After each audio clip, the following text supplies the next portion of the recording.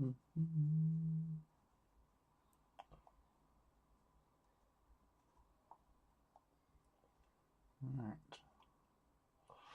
Hello there. Greetings and salutations. How is people? Sorry, I've got several messages that's coming up, like warning messages that I'm just sorting out. Not what you expect. And I've just realised I've got sound coming back at me. That's better. Right. Hello, greetings. What is everyone up to? Are we hobbying? Are we trying to hide from the heat still? If you're over in England, it has been hot. I don't know wherever else you might be. It could probably be hot there as well. Just taking a cooling drink. But yeah, so I started these little chaps last night. This is here for comparison to see how the colour. So it's a little bit different between that, but it's in the same ballpark. The main thing that I'm concerned of now is that I spent a lot of time painting the gold, and I think I used the wrong gold, because that's definitely looking like a Retributor, whereas that is not Retributor, that is a Liberator. So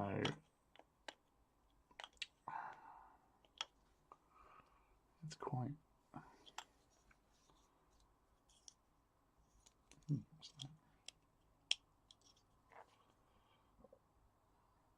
So yeah, so I'll definitely give that a bit more of a layer on that, but it's in the ballpark. I'm happy with that. It's cool. But do I keep that gold because that's like a a more ornate ship than what these are? These little tiny little boats. I haven't done the weapons for them. These have weapons, but they also have little turrets which you can do stuff with. Just jumping in to say hi. I might be back a bit later. We'll stay in the channel. Oh, thank you very much. Much appreciated. I hope you're having a good day.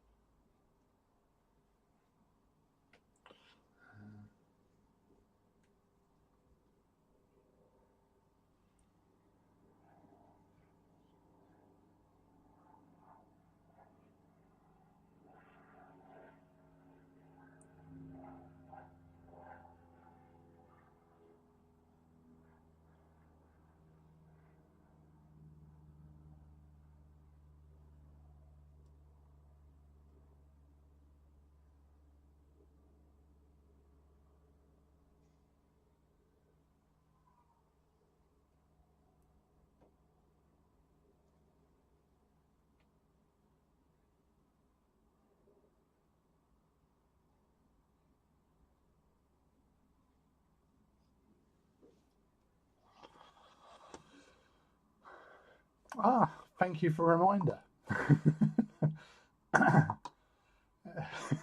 It's the heat. I'm blaming the heat.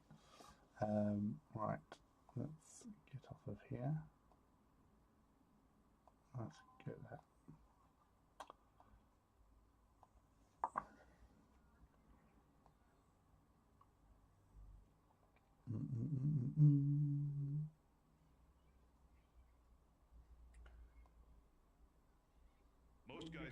I've got to make some noise whilst this is talking through on the advert bits. They should do that so we don't understand what it was.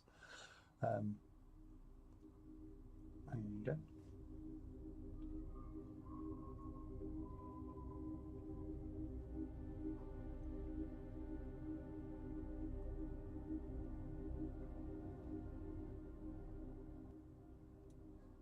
Let's put the volume down. That's a nice bit of a background. That's what we want. Nothing too crazy.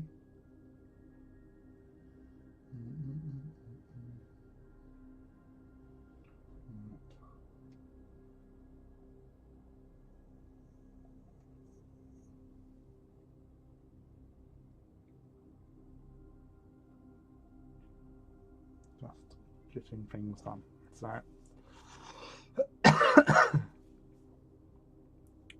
yeah, so that's what I'm thinking of now, because this is like a flagship. To have that slight difference in colour makes more sense. That is looking more grey than this, but I'm happy with that. I'm happy. Right.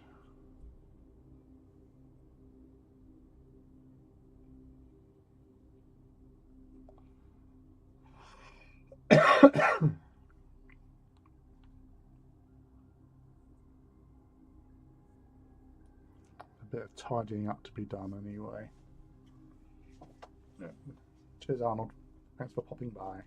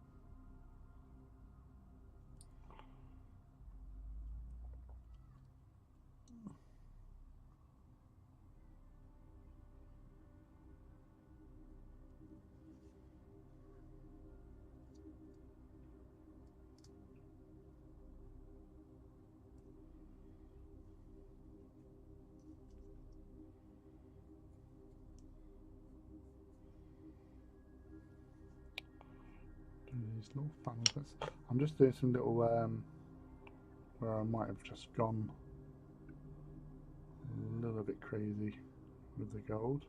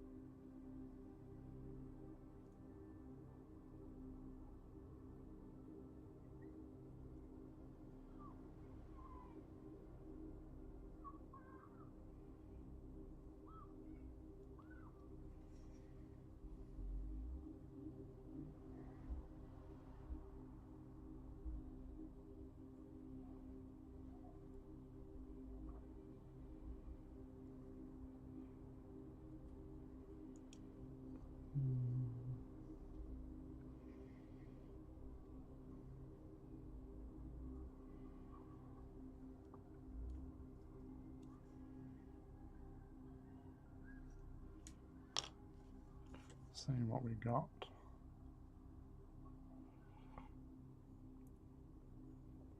It's been quite nice. We've got a few friends who've now getting themselves involved with dystopian war.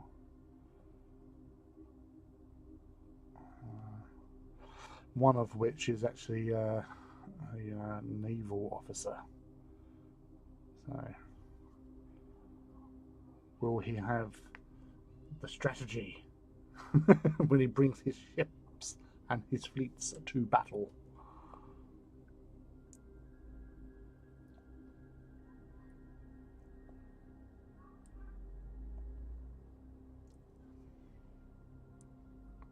Might do. He might have it.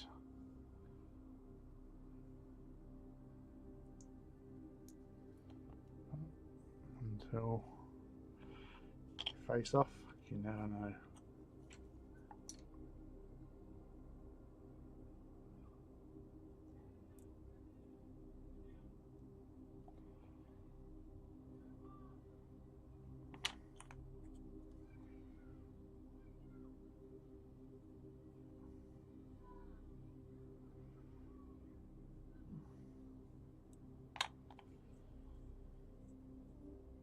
I saw pictures of a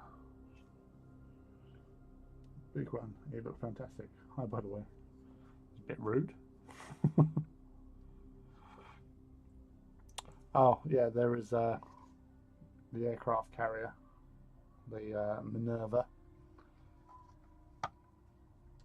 These are part of the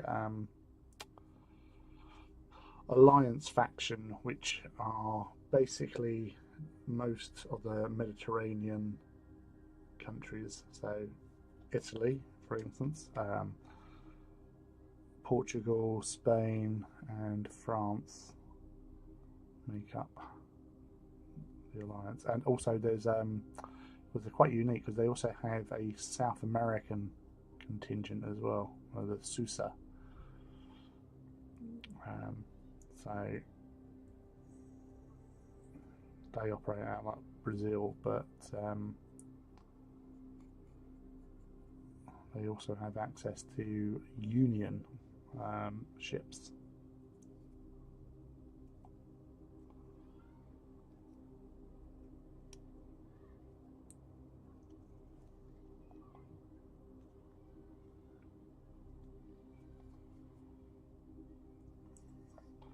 So it does give them a little bit more to play with.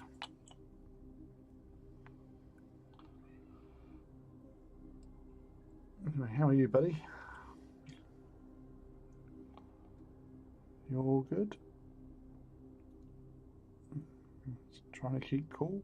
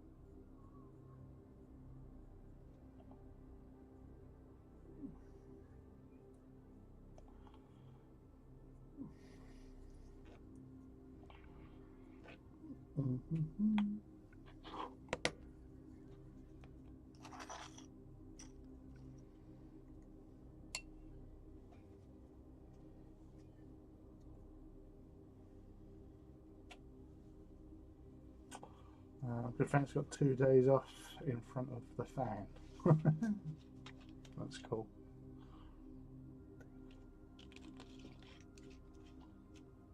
Or trying to get cool anyway. How was your trip? Are you doing okay? Yeah, my little trip last weekend. So it was Saturday to Sunday. That was pretty good. Playing a game set in the Aliens universe. So we were colonial marines running around causing chaos in general. And it went pretty good. It was a great sort of table as well to play on. So that was also pretty good.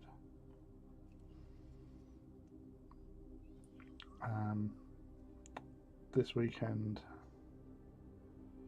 I'm away, so this is the only stream of the week, as I mentioned before, because I'll be off to Northern Ireland on Friday and not back till Monday.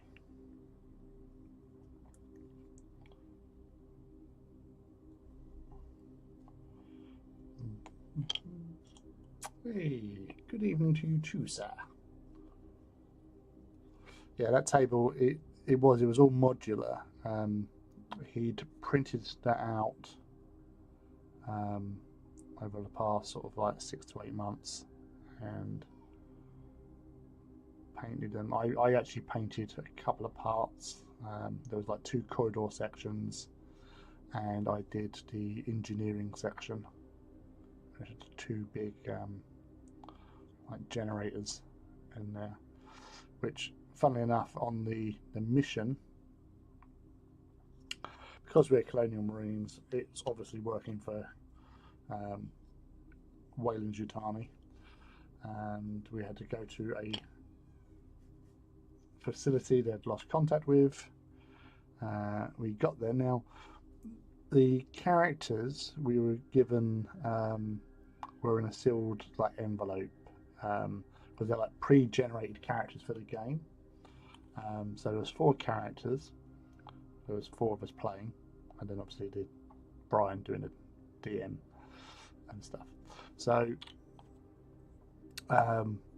we pulled the characters out, and I was the captain.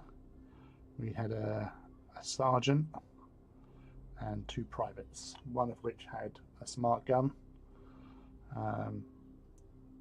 and we all had like a bit of a background each.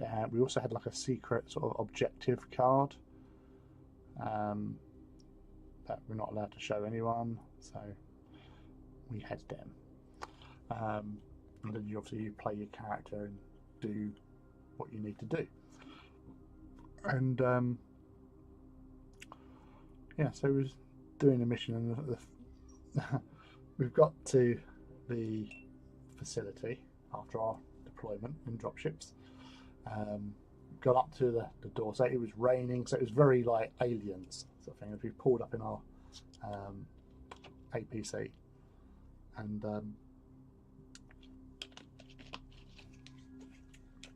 got running up. Asked someone to run a bypass. Nobody had the appropriate skill to do it, but somebody did have some sort of like access card thing, which opened the doors, but inside there was no power. So we went along. Right, okay, we want to sort of like weld the doors, or you get the portable welders. And the prize said, "Have you got a portable welder?" I said, "Oh, I don't know. I checked my character sheet. My character, no portable welder. Kev, no portable welder. Cat, no portable welder. And Jojo, no portable welder." So none of us had portable welders. It was literally whatever's on our character sheet is what we had. So we had to basically manually crank the doors, so it was like strength tests. So like every door we come across took us several minutes to actually open through cranking before we can go through. And then, because obviously paranoia, we're sort of cranking them close because we don't know what's occurred here. So caution, seal the door behind. So we shut the door, and because there was no power, we can't access anything. So I think bollocks. So we had to go all the way across the base through like I think it was about 4 or 5 doors, which we all had to test. Like, and some of them, like because you you have your stats. So like you have your strength stat, which is free, and if you've got like heavy machinery skill, you add them together, you roll your dice. So it's D6 dice. So if you had 6 dice, you roll 6 dice. If you get a 6, that's a success, and then the more 6s, the better. If you get a 1 and no 6, then you fail, but you take a stress. So you've got a track that says like 10 scores. So you get a stress dice. No, it's not a bad thing, because those stress dices, you have a different coloured dice and you roll them. It's normal. So you've got more chance of getting 6s because you're rolling more dice, Um, and as well as, I suppose, like in a counterpoint, you've got more chance of failing it. It's really hard not to get A6, but it does happen. Um, so I basically was not failing a lot. There's this other thing you can do where you can push. So if you roll a dice and you like really need to get like a couple of sixes and you only get one, you go, well, I'll push it, so it allows me to re-roll them all, but you gain another stress, in which case you gain another stress dice. So you up them, so you've got more dice. And so as long as you don't roll a one and no sixes, you don't. That's the only way you'll gain it in game, sort of thing, by failing and not getting a six at all. So we've gone through all these doors. We got to the other end. Motion tracking, and again, we've not got the best of skills, and maybe the guy who has a motion tracker may not have the best sort of complementary skills set, but you've got to work with what you got. So we've gone into the engine room, do an observation roll, which again I don't have the observation skill, but a very good empathy skill. So I'm rolling 4 dice plus. By then I've got a couple of stress dice, and everyone else like either found, didn't get anything, or they got 1, whereas I got 2. And basically, you see something in the corner move, and you go oh, like that, and I go motion tracker, but that's a pretty vague thing to say because someone's got a motion tracker, but it's only got 180 arc, so he's gone yeah, and by then, like I'm going oh over there in that corner I saw something move, turns around, not getting a register, and it didn't help that he failed a roll, and then that's our first contact with an alien. Because it was one of the ones like Alien 3, dog alien type things, has come out and attacked us and caused all sorts of mayhem. So yeah, we're firing armor-piercing ammo inside of a sort of a reactor room, as you do. So yeah, that was pandemonium. There was some acid sprayed. So trying not to know outside, because nobody knows of aliens' existence. So trying not to use that. Trying to sort of deal with this little ravaging monkey thing that obviously now spits acid when it gets shot. You learn pretty quick, because so yeah, and it just went on from there, and it it does get intense, especially when you start facing the bigger aliens, or even a face hugger. Like one of our players got face hugger. We don't know what the fuck's going on. Like it's like you can't get it off. It's strangling. It's gripped on there. We know that he's got acid for blood because we've already met one of these things and killed it. So we can't cut it off. We can't prise it off.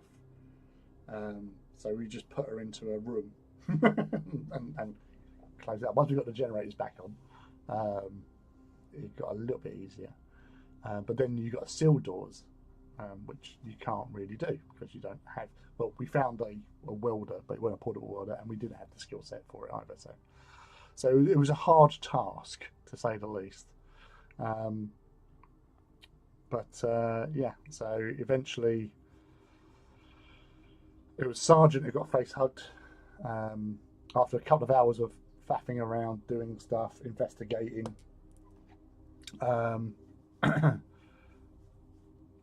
She's like, the face hugger's fallen off. They're banging on the door. And I'm like, yeah, what's going on here? Let him out. And she said, you're alright, thing's dead. Oh, that's weird.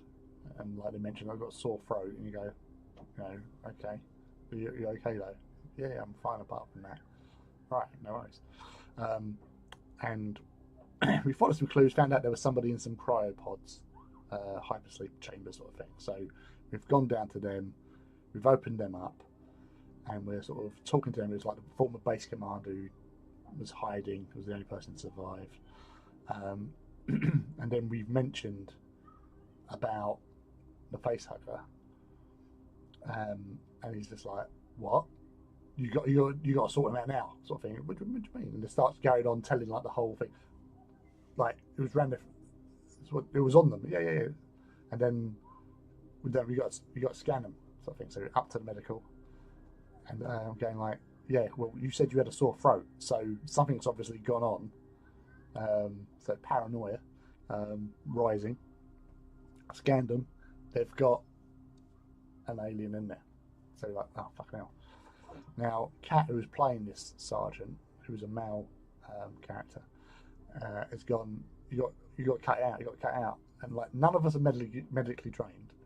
The beta guy's going, she won't survive. Like, we had medical teams try to do that with one, and it killed them, sort of thing. They still died. We got it out, still died, sort of thing.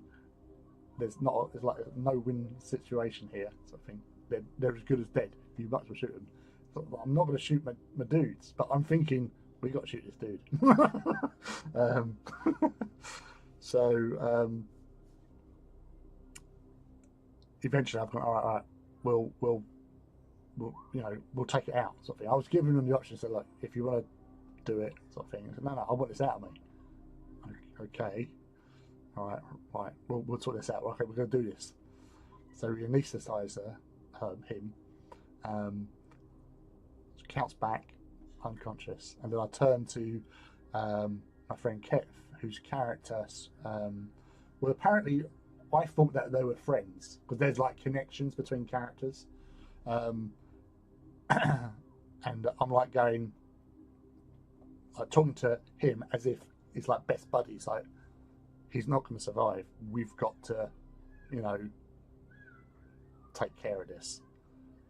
And I was waiting for sort of like something like come back, and he just goes, gun under the head, blows the sergeant's head off, sort of thing. And I went, whoa, like, it's the result I wanted, but it was just as quick and like that. And then I thought, oh, the thing in the chest. So I just shot into the chest, killing it, because I thought that thing, because obviously what the doctor said, it would burst out, and didn't want that running around. So yeah, Sarge dead. She got a new character. So yeah, that was quite emotional as well, because again, like, even like they're your friends that you're playing with, you sort of still got that like, don't really want to do this, but And my character had a thing that he wanted to make sure that his troops got home safely, which weren't going to happen in this game. But I'm thinking, because there was this incident as we was going to the engineering deck floor. We got a contact on the motion tracker, and we've gone to the side corridor, and there was a cat, and we're like, oh, there's a cat, and we're like, oh, bloody hell, it's a cat. And I'm going, right, okay. So I go, here, puss, puss, puss, puss, puss, here, puss, puss, puss, puss. Cat comes over. Obviously, he hasn't seen anyone for a while. Comes over, I pick it up, and as quick, like, give it a little stroke, and then break its neck. And everyone else is like, what the fuck? And then I just put it down and just, looks like it's sleeping, sort of thing. And like, what the fuck? What'd you do that for? So, what did you just that's like proper psycho. And I just go, we can't have that thing running around because it's going to cause problems with the motion tracker. So we could go hunting for something, and it's a cat, and we can't take the cat with us. This was the most humane thing I could do. And they're like, are you sure about that? I went, yes. And the funny thing was, obviously the person playing Sarge is also called Cat. So 2 cats died in that game, which was quite humorous. So yeah, that was and that was like the first like hour, pretty much hour and a bit of running around, engaging xenomorphs, a facehugger, and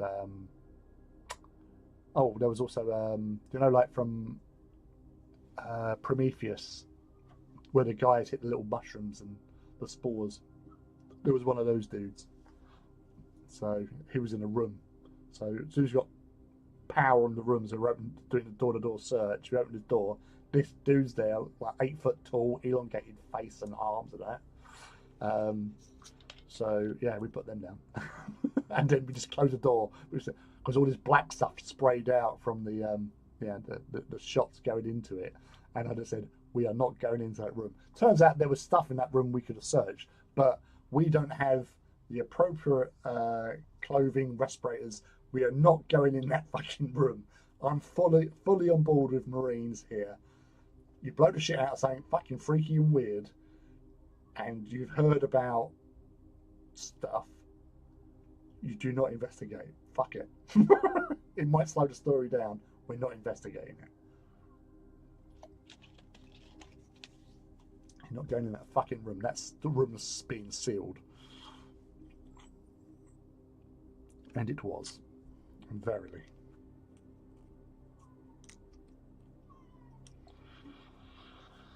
Jeez. Sounds stressful, but it's fun. Have to use up your brain a lot, I guess.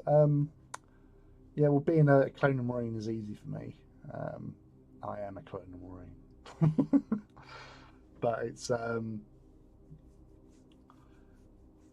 yeah, you just like, when you're playing and you've got characters and you haven't got the right equipment, because like when we, because basically my captain eventually, we got like wave after wave of Xenos attack, which we repelled.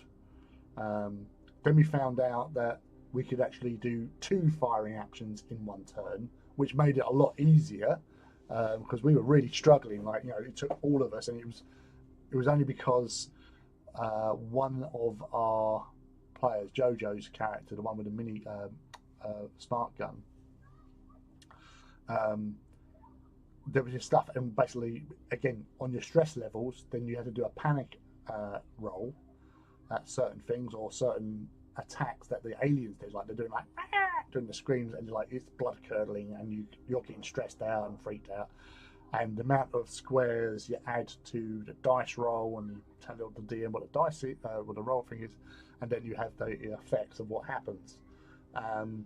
So I was running so hot with stress because I didn't have like any real way of getting the stress down.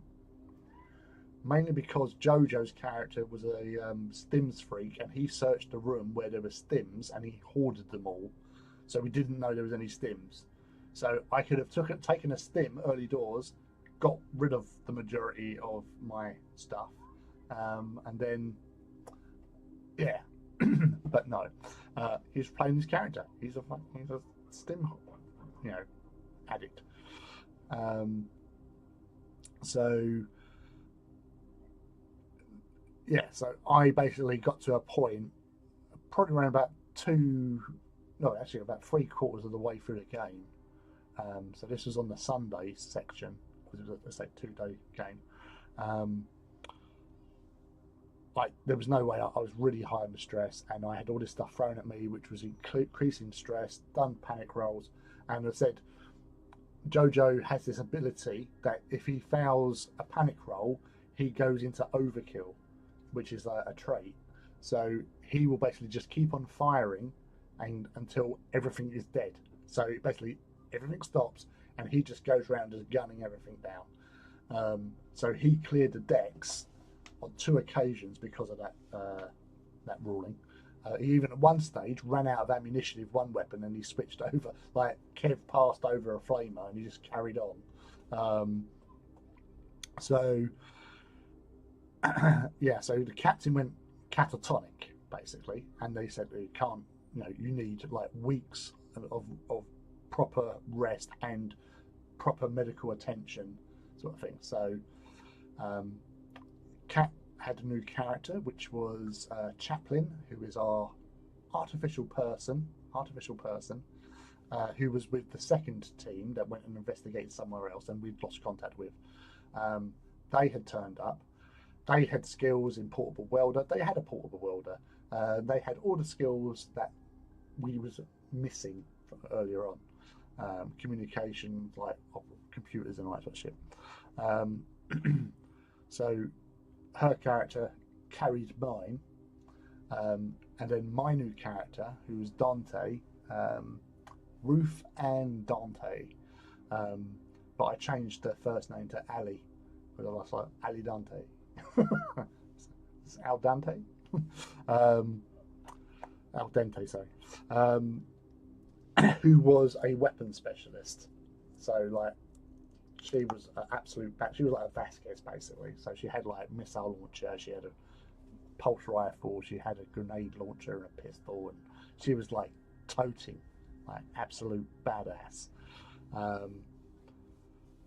So yeah, so she turned up, and we managed to get to the escape shuttle, because our dropship had gone down, APC was ruined, the facility was going to explode, the usual, and got on board the shuttle. There were 4 face huggers already on there, and they attacked, and we dealt with them. We checked out the extra little rooms, found that there was another egg in a wardrobe, which the synthetic dealt with, because synthetics aren't, they don't, if they're not doing anything aggressive, aliens tend to ignore them. Because they're not living flesh, you know. So she dealt with that one. We put the captain into a hypersleep pod.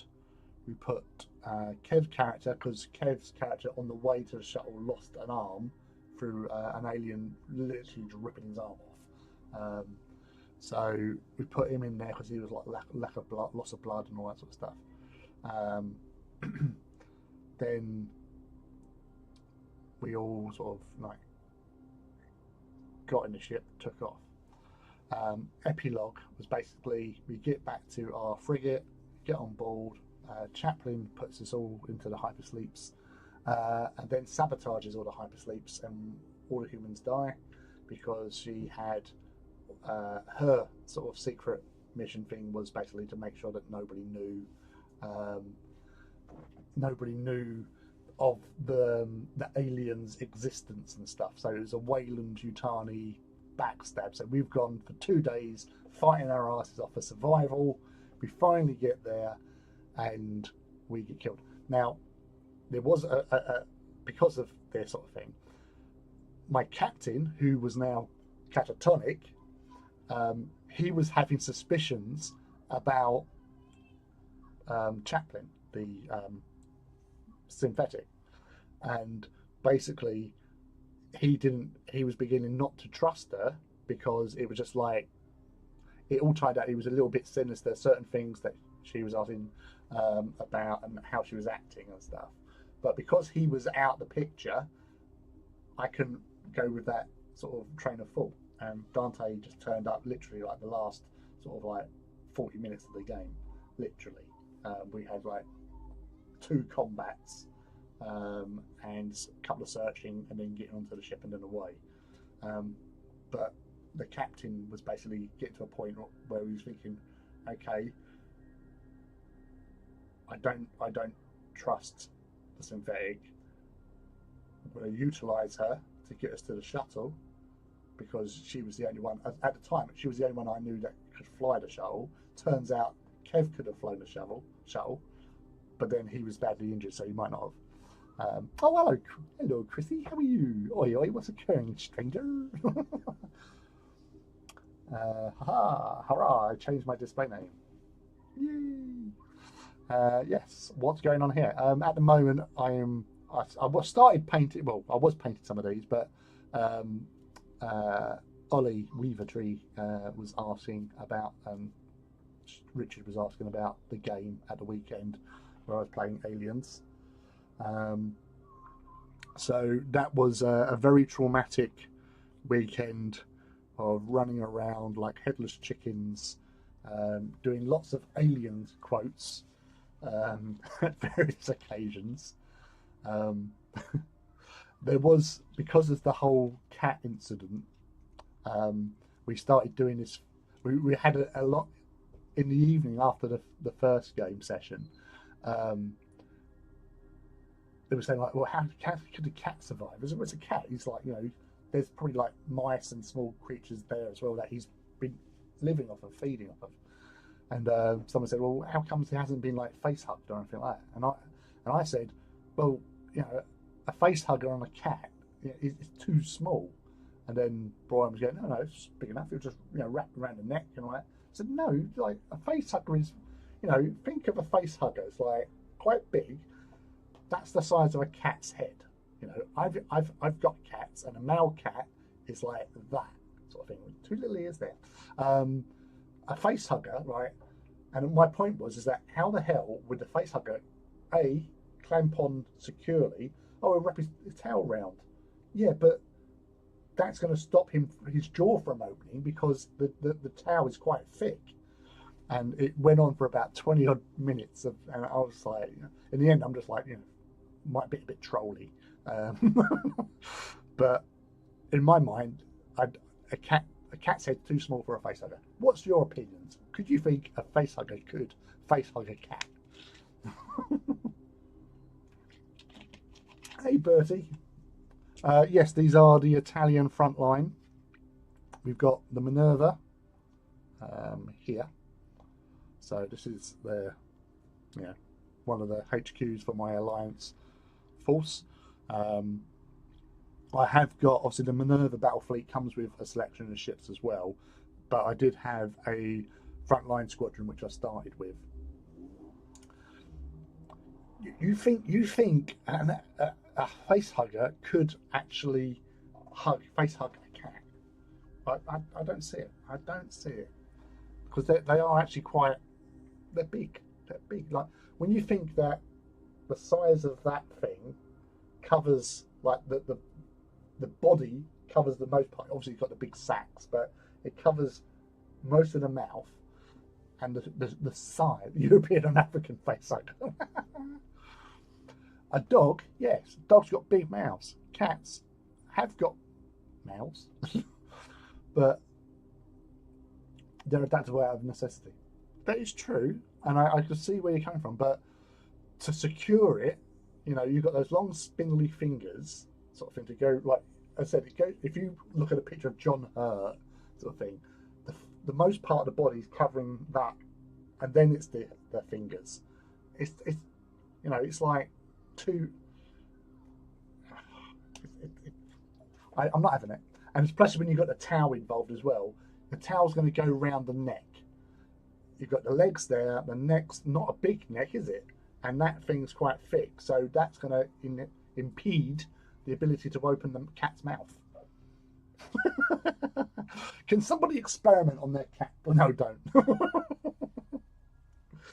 But yeah, actually, some good opinions here. Now, these are little submarines. These little things here. Now, I'm not sure about having them the same colour as the surface ships, but I don't know what colour to go with for them. Do I keep with another form of blue? Have you tried giving a pill to a cat? Its mouth is full of razors and evil. No face huggers getting in. That is true.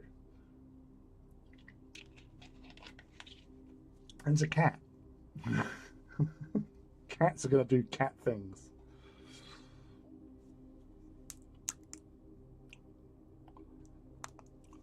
Or do I go with some sort of variation on a bluishness? Maybe Sons of Horus. Sons of Horus green? Should we give that a go? What people? I've got Incubi Darkness and I've got Son of Horus Green. Murder Mittens. I'm pulling more towards the Sons of Horus. I don't think they've got any other colours of, because obviously the main ships are Fenrisian blue.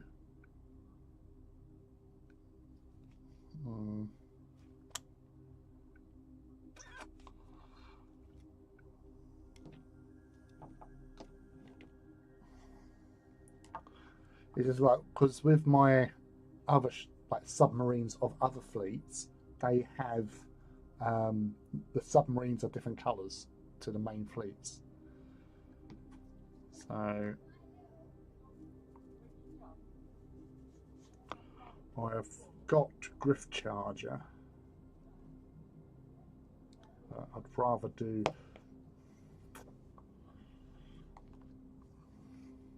for this. I'll give one a go. Boomer Shaker. I'm sorry for any vibration that's going on here, but you know what it's like when you have to shake to make. Chrissy, are you working on anything interesting at the moment? Or is it all secret? Hush hush.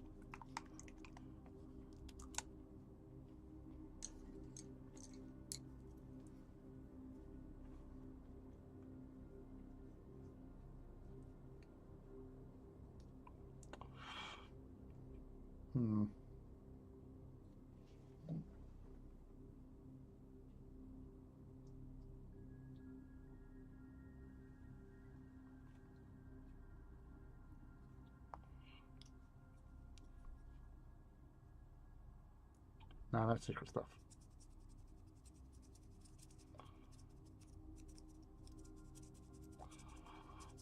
Are you painting for pleasure? Just working my way through Lizardmen and Gerald. Gerald. Name. Admittedly, when I first read that, I thought it was Geralt, but you know, we live in dreams.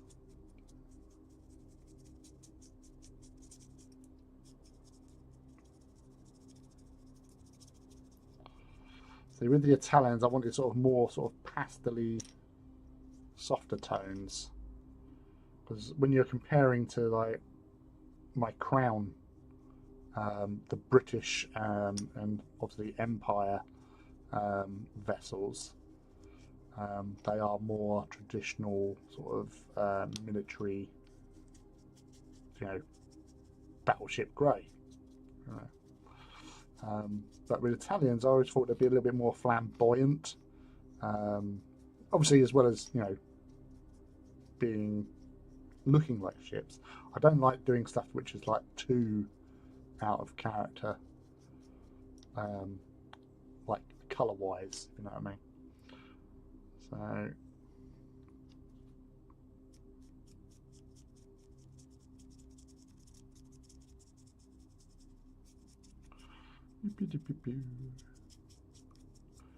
So yeah, so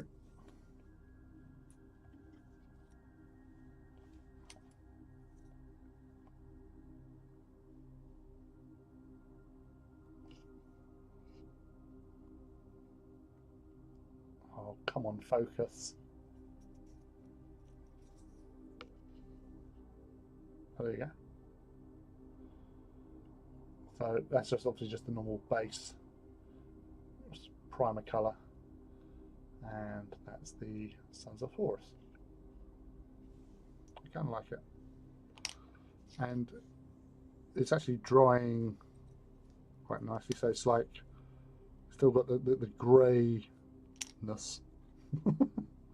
because I'm using the Sons of Horus Air version.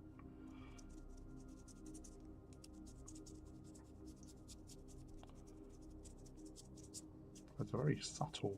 I love a bit of subtlety.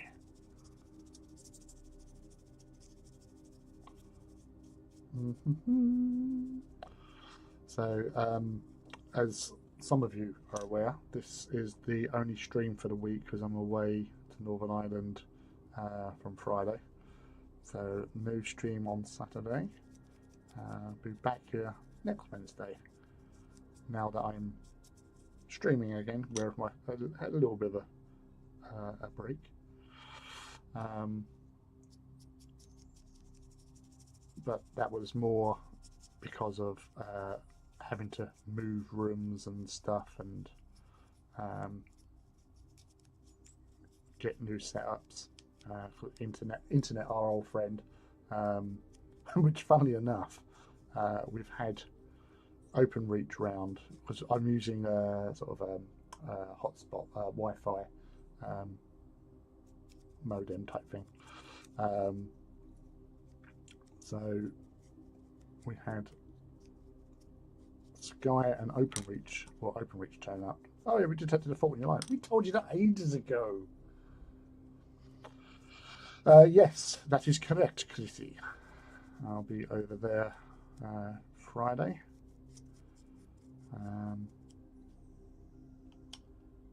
Flying out from City Airport.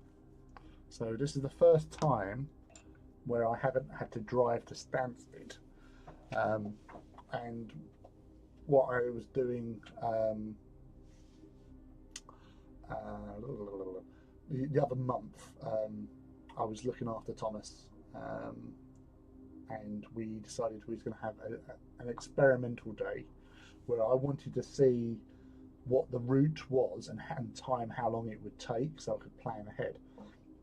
So literally from where I am, it's about a 3-4 minute walk down the road, literally. So walk out the door, just down the hill to the bus stop, 20 minutes bus ride to Benfleet Station, and then onto there you go to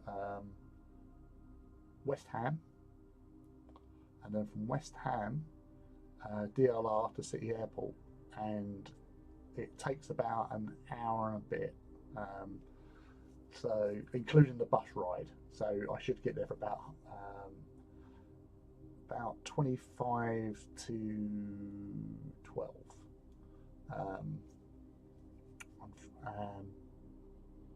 And literally, when you get off the DLR, you just walk down and you're at check-in.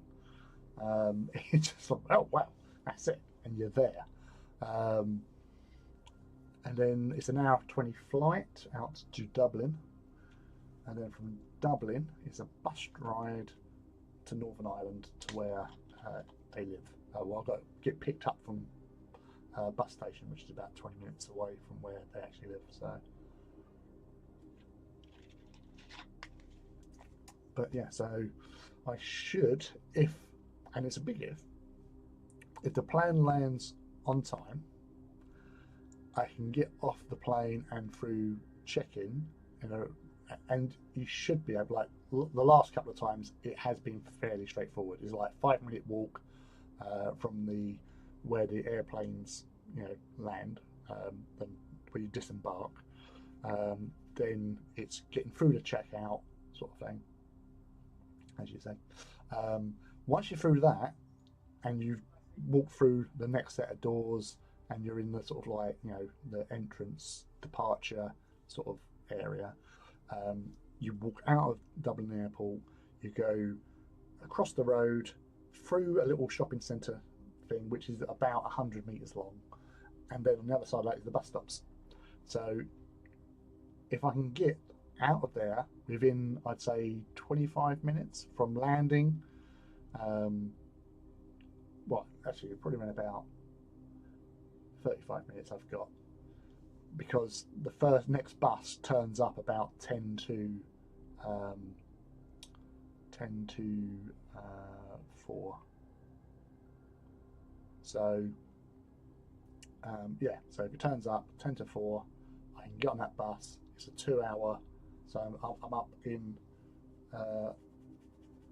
my destination within 2 hours.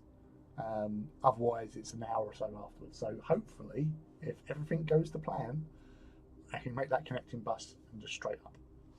because I've already pre-booked my tickets as well. So because you can do that, and it's worthwhile doing that as well, because one, it's cheaper, but even though I've booked my ticket for the later bus, my friend said basically if you go there, you can go on there. If you're early, you can just go out, oh, I've got a ticket to the next one, but can I come on? If there's space, they'll let you on. And there normally is space, because I've done this a couple of times. So that's not a problem. It's more the problem that if I booked for that time, the earlier slot, and didn't make it, I can't use the ticket for the later bus. So they said use the other way around. So yeah, that's the weekend, and coming back Monday.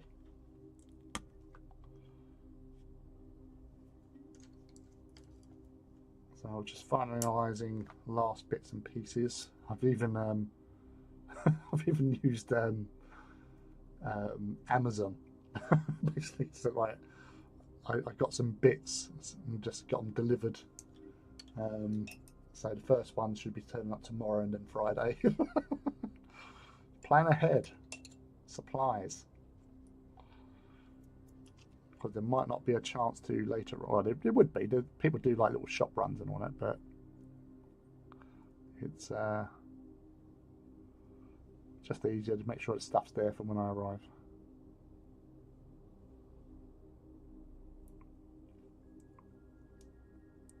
It's my little holiday for the year. So I know I do my little sort of like weekend things, but they're like little weekend breaks really. So not really like a traditional sense holiday.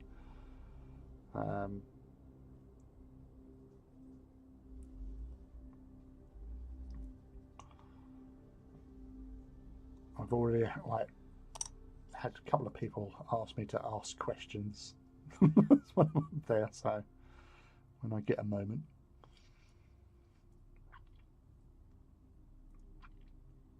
Ooh, I need your help picking a Traitor Legio Reaver head colour that will complement blue and silver. It's for the Lord Solar. So, right.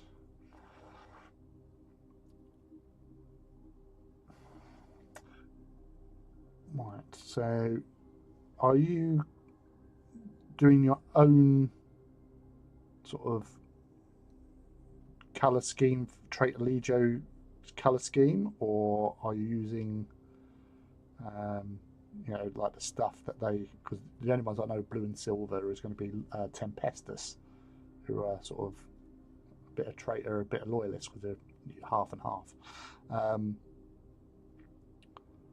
So feed me information, Chrissy, and I shall computate and give you some options.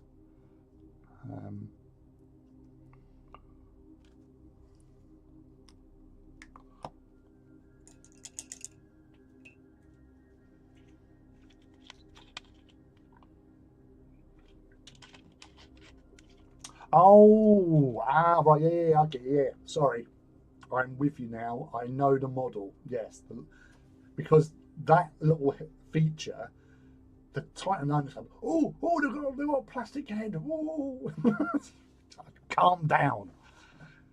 It's not going to be like a plastic Reaver anytime soon. It'll be a plastic Warhound if there was ever going to be one, like the plastic Thunderhawk. Right, okay.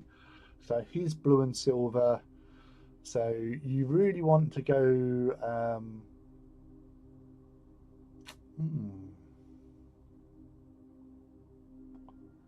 Right, okay. Accessing computer files. Because if there's one thing that you would know, I would have all the colour schemes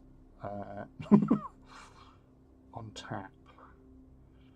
So, Twitter.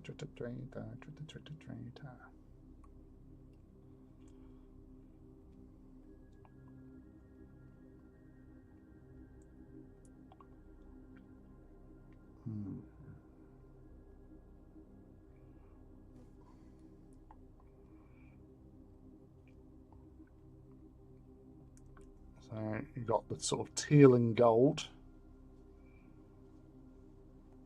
Because I'm thinking, again, like, because you've got blue and silver, dark red head. Yeah, I can do that. So you've got a bit of darkness and red, which is Interfector, the Murder Lords. So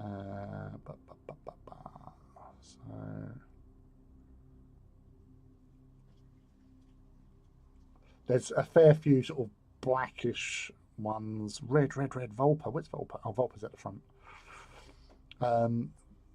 Legio Volpa, who are these guys. So with their colour scheme, they're like a rotten sort of fleshy colour, and a sort of a purple as well. But you can vary it, so you could have the head in the sort of, it's like they describe it as like rotten meat. So I would always do, you can just see like the veiny bits there. I'll send you, I'll get some better pictures and I'll send them over to you and you can have a look. So yeah, I'll get that sorted out for you momentarily.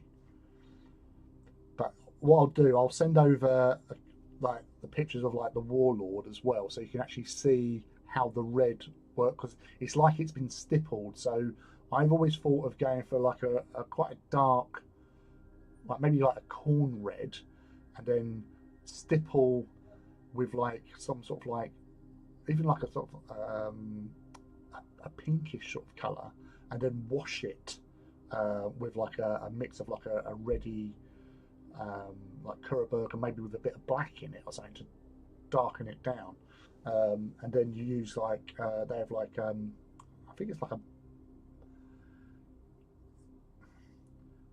I think it's like but some people go with like a goldish sort of colour. Yeah, work up from a burgundy or like corn red as a base, and then do some stipply, um, which is the technical term, and then you wash over to blend the two together. Um, so if you on the YouTube where I have my Legio Audax paint tutorial on there, it's obviously a piece of piss because it's just, that is just black with red stippled over. You could mix up the reds, so like lighter reds, the pinkiness as well. Right, hold on, I'm going to send these over so you can actually see them properly and get what I'm raging on about. Right. Beep, beep, beep, beep, beep, beep.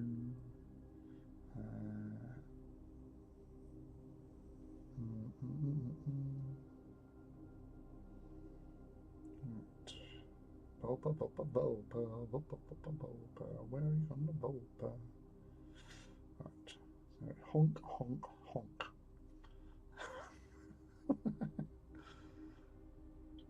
Have a gander at them.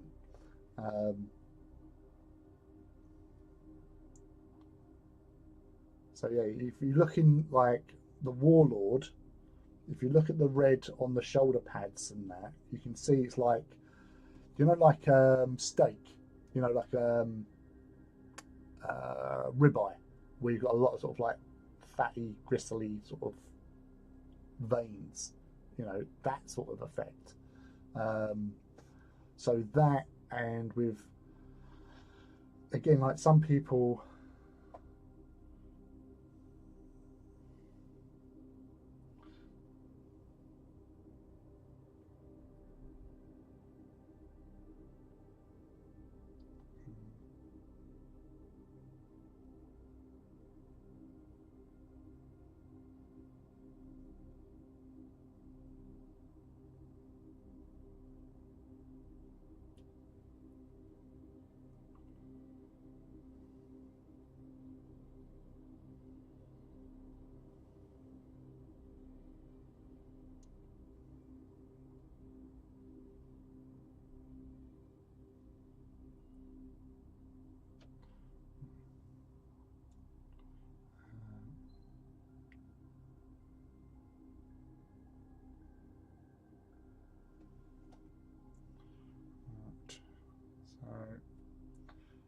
So I would do, yeah, I would go with the variant with the Reaver head, go with the red with that sort of look, and it is like a very lightened Liberator gold. But then I know some people have gone more of a real light bone colour for like Chaos, like when they've mutated, they've gone with that. Um, I think I have an idea though. Black on the Reaver head with the gold trim would work. Yeah, because obviously you want that gold to counter the silver, so nice little contrast there. Ba, ba, ba, ba, ba.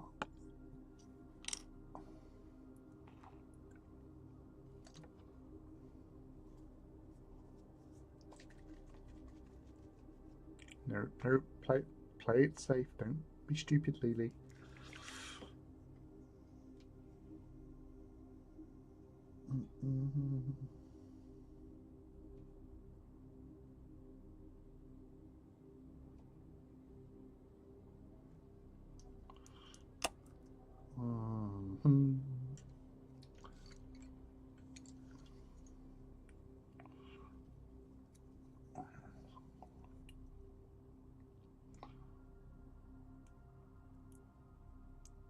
Or you could even go with like the purple side of things if you want to go that way, because that would be a total sort of difference to what you've got going on.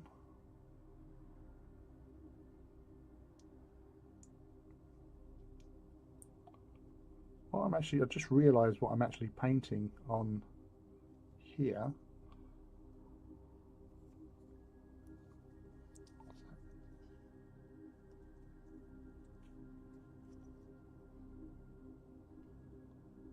The tiny little mines.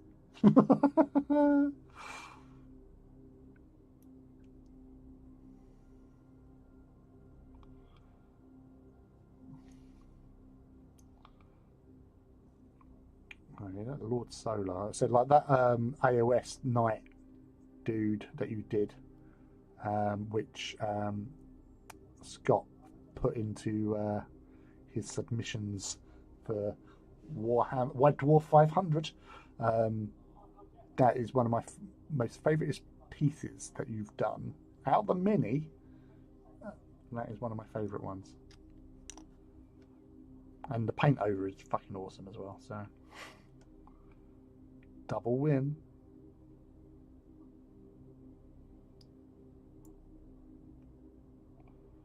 Awesome paint job, awesome paint over.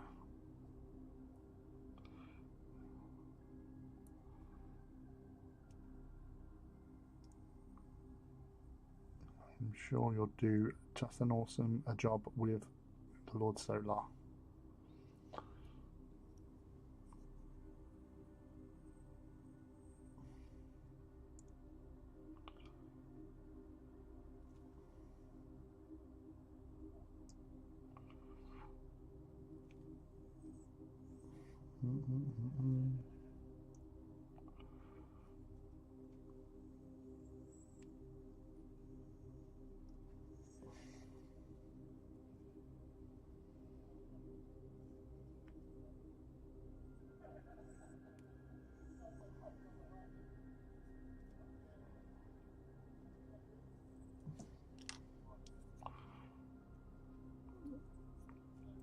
I don't think the phrase "crushing it" it gets bounded around, banded around so often.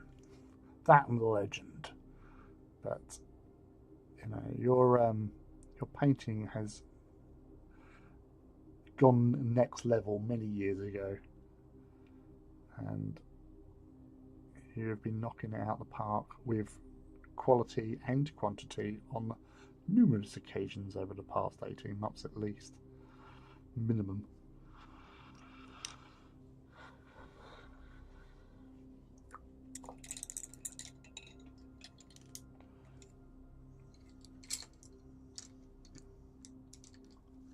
And long may it continue.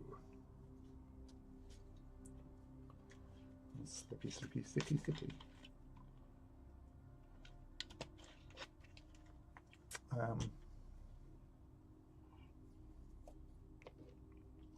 quite moody with this lighting, isn't it? Ooh. You can see how white. Oh, no, wrong arm. That one. Look how pasty white that is. You can actually see just there. There's a cut off. Pasty white. Woo. That's disgusting.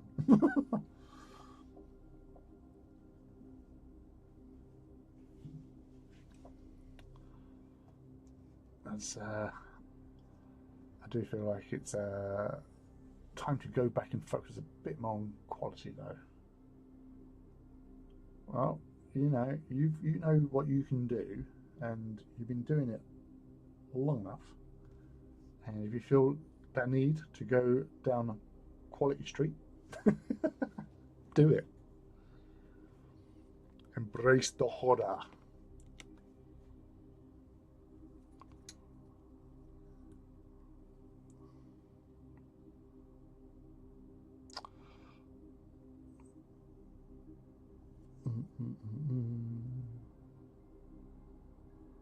Just realised there was more little floorboards or deck plank.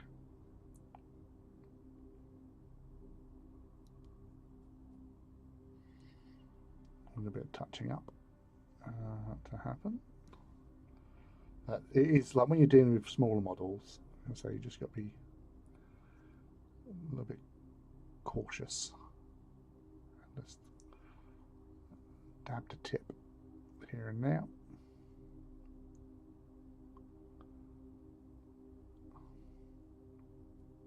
Or approach from a different angle. And then obviously just touch up where you need to.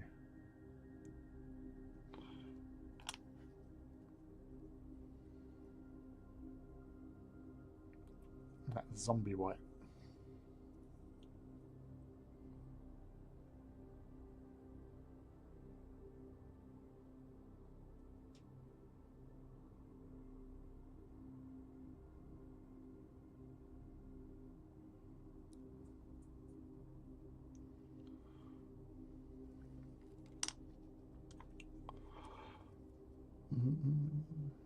Miss those bits. And that's the other thing, is like when like new hobbyists and stuff, you know, just not being scared to going back and touching up and stuff. Don't feel that it has to be perfect first time.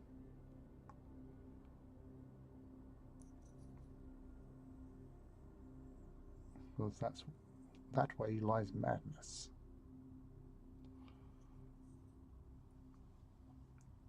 So several friends who are epically awesome painters, they do get themselves in a little bit of pickle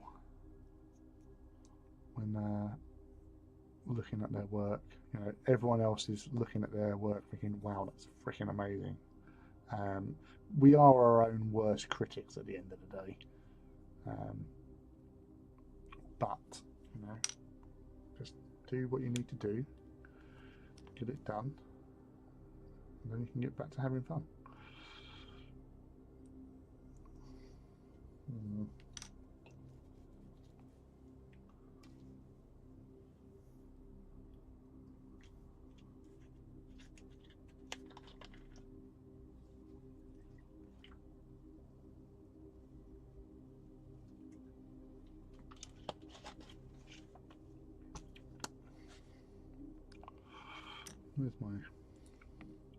Where's my paint?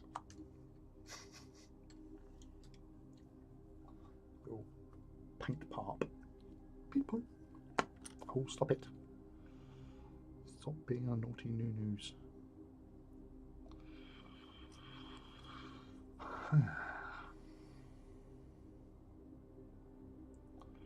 As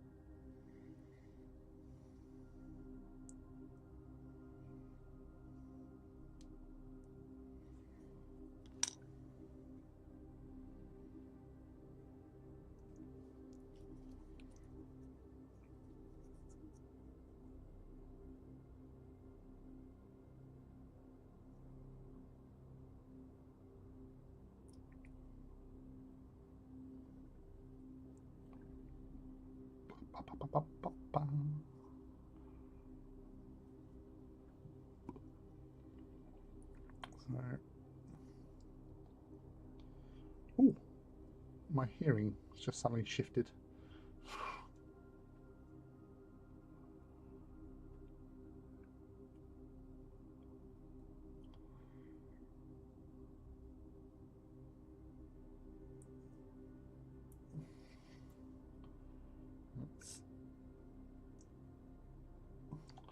So I'll just like to ask the assembled audience, has the screen, like obviously, has it been coming through okay? Has there been any sort of glitching or anything?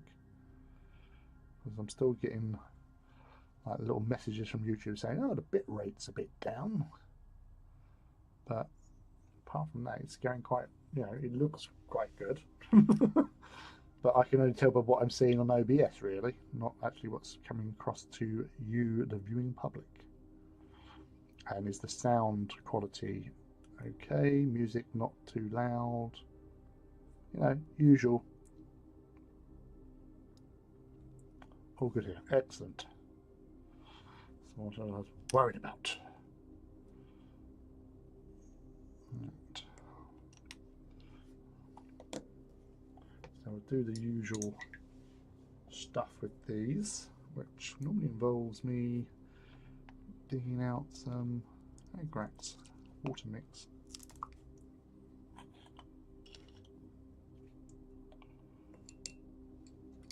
So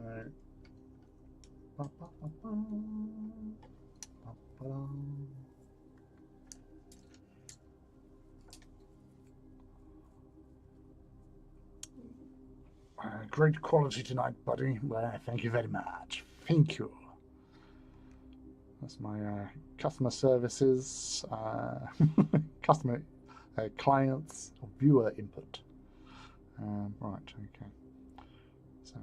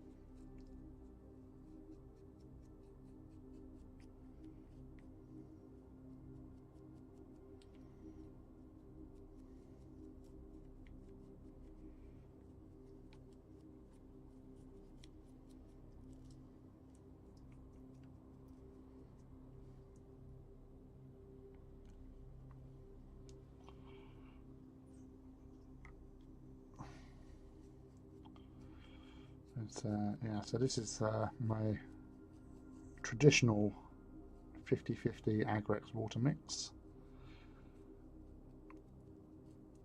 It might not be 100% 50-50, but it's in the general area.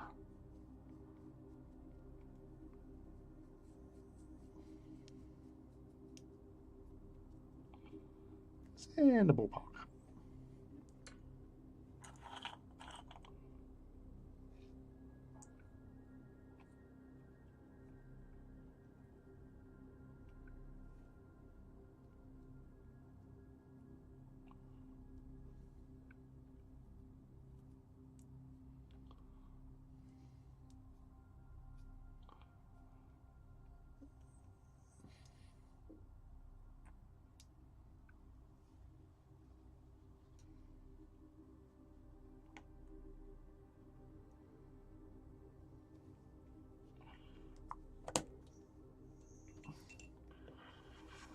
I can hear your melodic voice as if you was here, which would be a bit scary.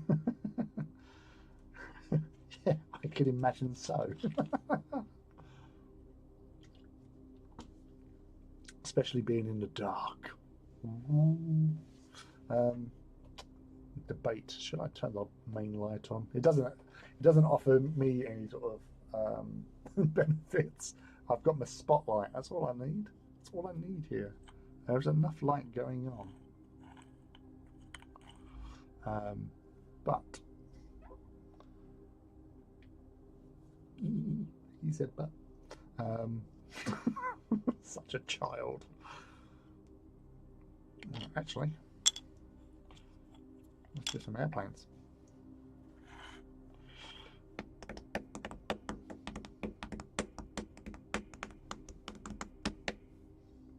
Right. Now for these, I normally start off with grey seer, but finding grey seer is half the fun, I imagine.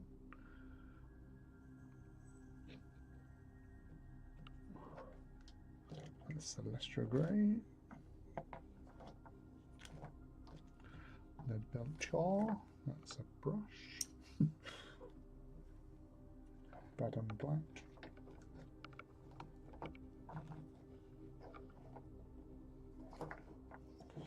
There you are. Hello, Anti-Gizmo. How are you, buddy?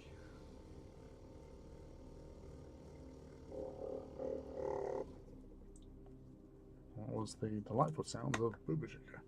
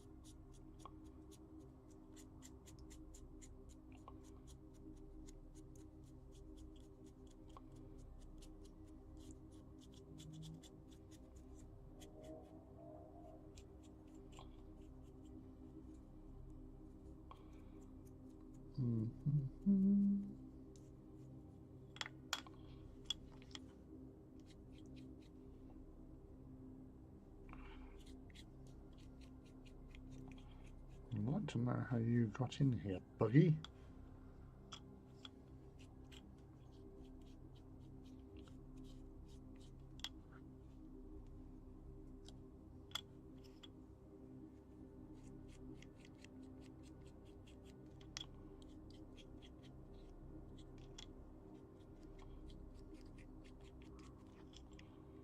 Ba, ba, ba.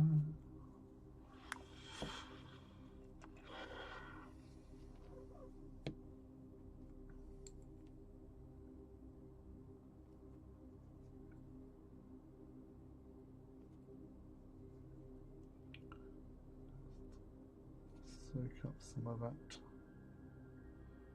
wash there.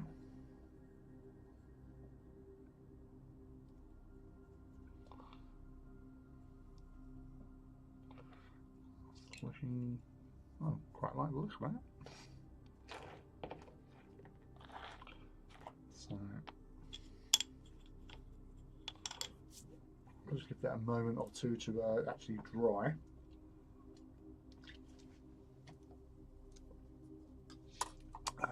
Booby shaker.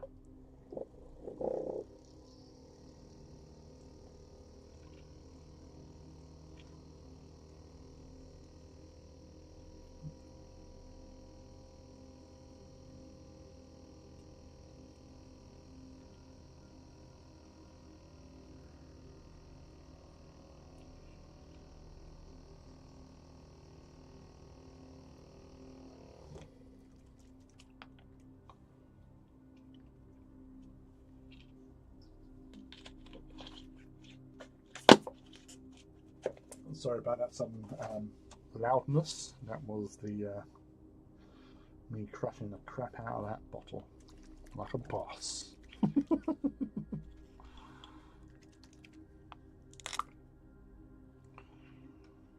Right.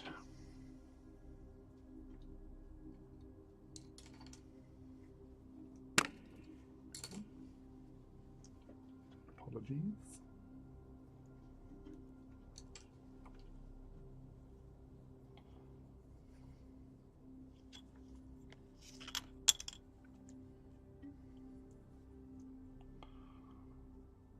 So this is contrast Frost Heart, which we're now applying liberally.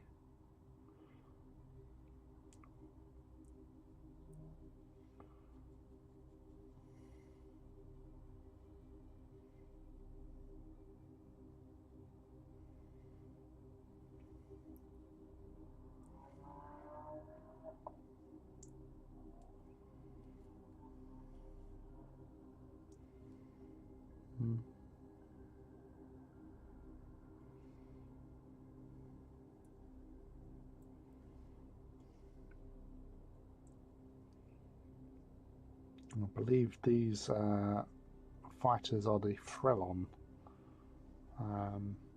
fighters, he says, unsure of himself, because I'm not 100% certain. I know that Frelon is one of them. They actually have two fighters. Well, they have no, actually one of them the Frelon might be the bomber.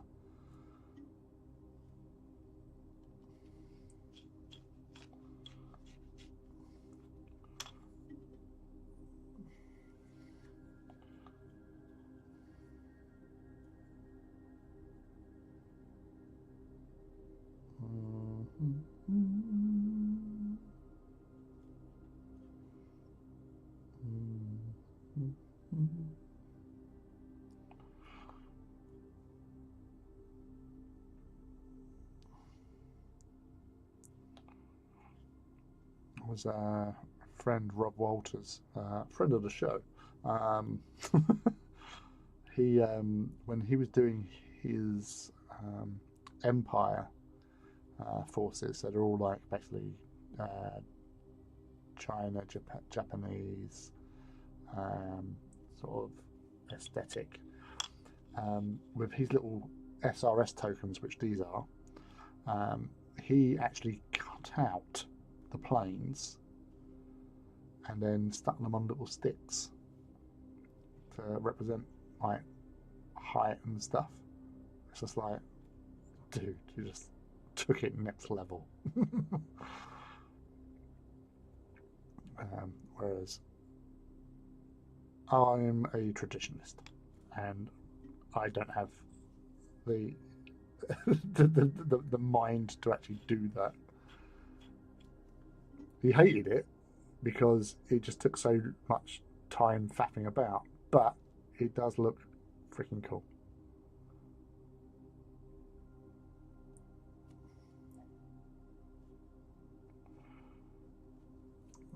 Just let them dry. So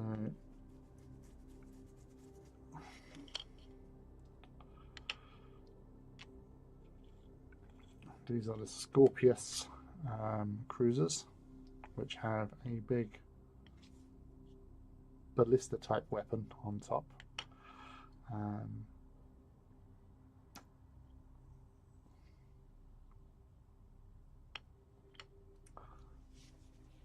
I do have a lot of Imperium tokens, might try that.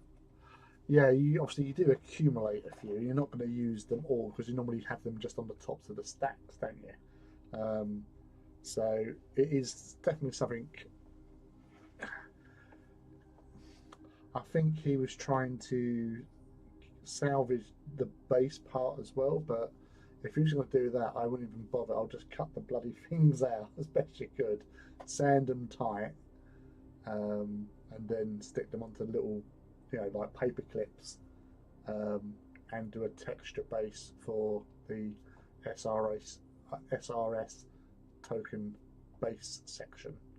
that's what I would do. But yeah, hats off to him. He did a great job with it. Um, Plus, the Imperium carriers come with some loose planes. Do they? Let's use the loose planes then, surely. Just use the bases, do some like modelling putty stuff or texture stuff, and do the texture of water, water effect, and then just go from there. That would be pretty cool. If they'd done separate ships like fighters, then yeah, I would have done that myself. Um,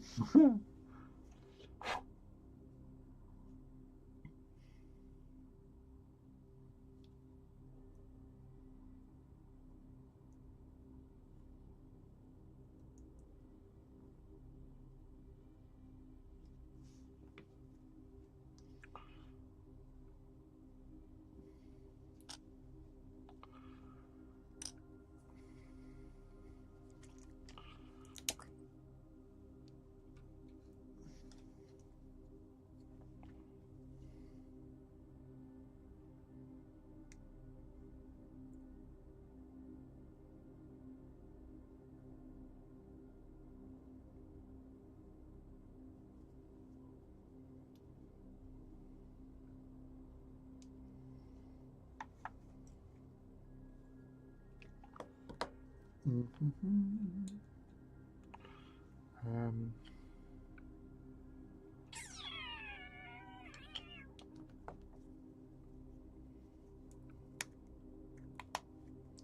Shaker. Oh.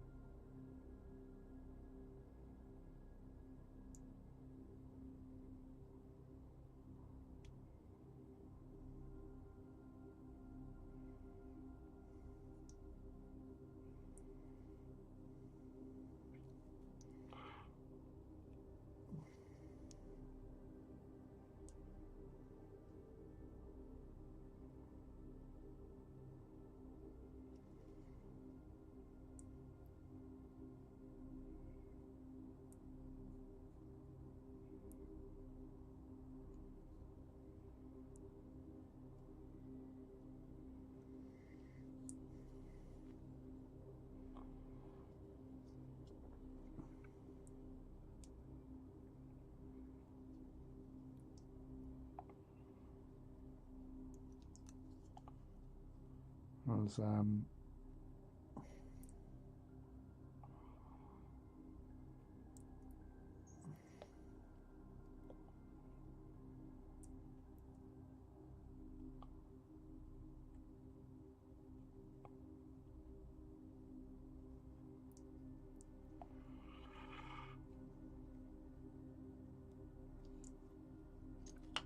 has been talk of possibly another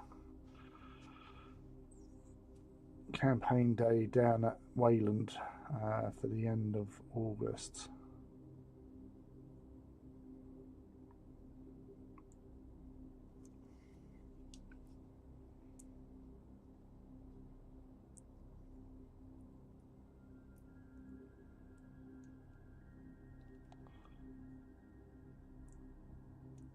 I wouldn't be able to make that one, unfortunately, because of time off from work and stuff.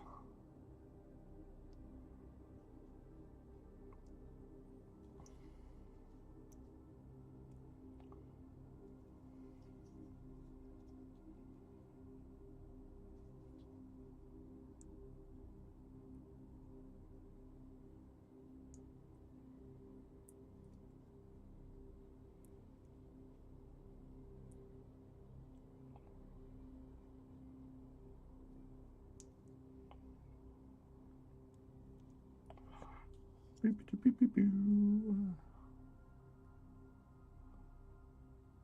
dong, dong, dong, dong.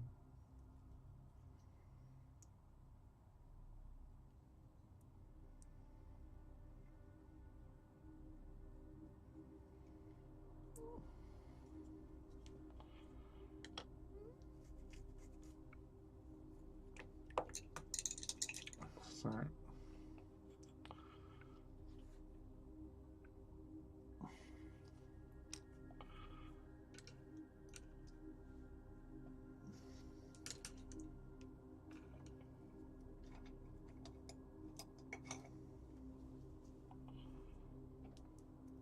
part of the master plan.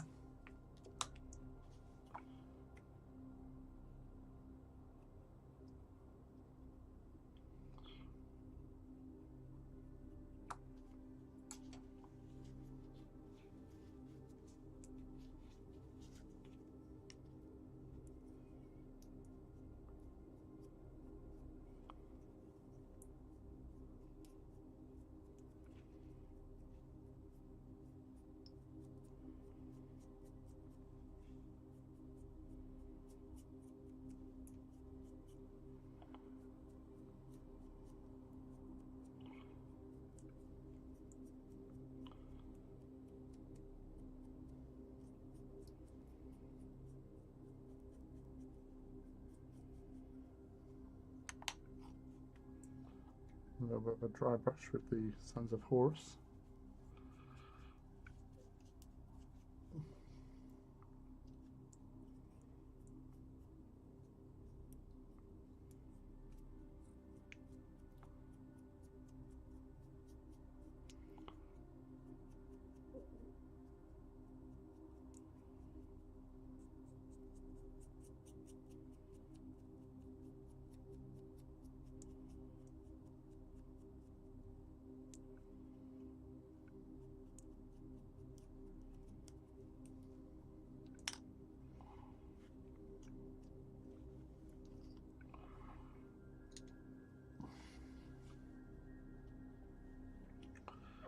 These little buggers, little mine layers, isn't they? Little mine layers.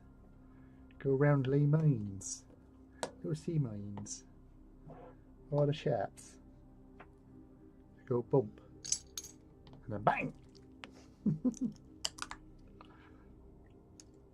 Bubba bang!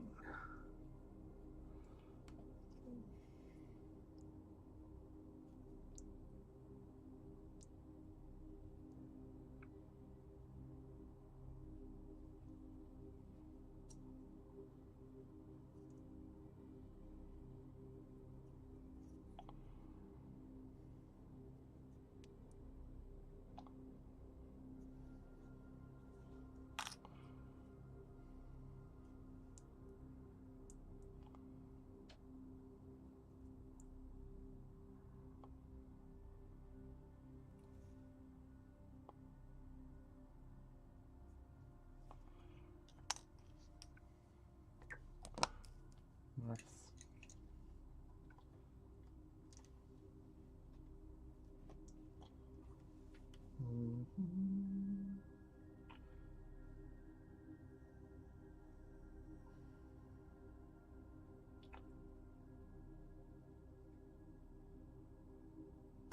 I'm just seeing your tweet, Bertie. That's really bloody handy. Having those little buggers. It's,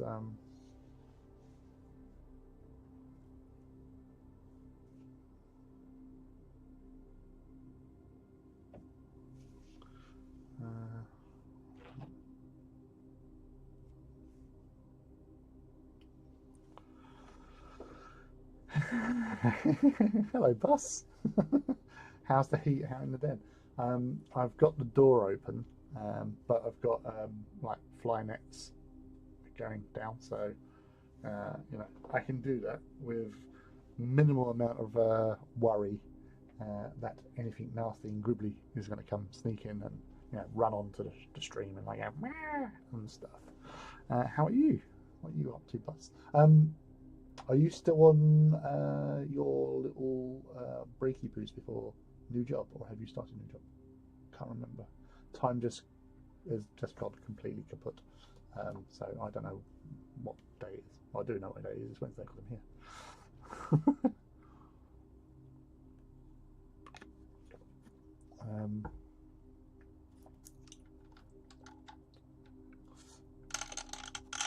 trying to see. So these are actually green.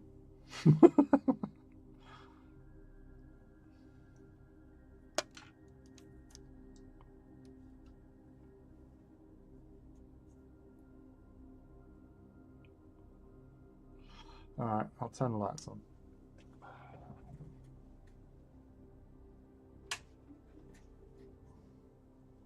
Jesus. Oh. Wow. Oh, so bright, so bright. So, I did figure out how to get this to focus by avoiding light. Ah, there you go. So that's a little submarine dude, the Sagittar class submarine, and it has tiny little sea mines, on there. So we've done the base color, we've washed it, and then I just done a little dry brush, although some bits weren't dry. Wasn't dry. We've done some bases, and they're actually dry now. So what was I going to do? I was going to get these out of the way.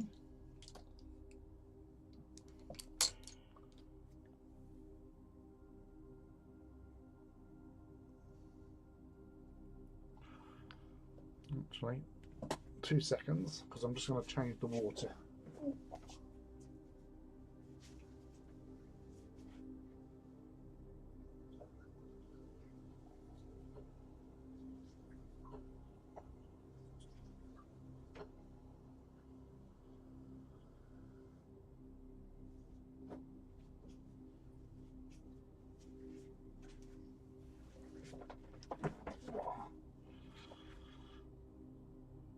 You can definitely see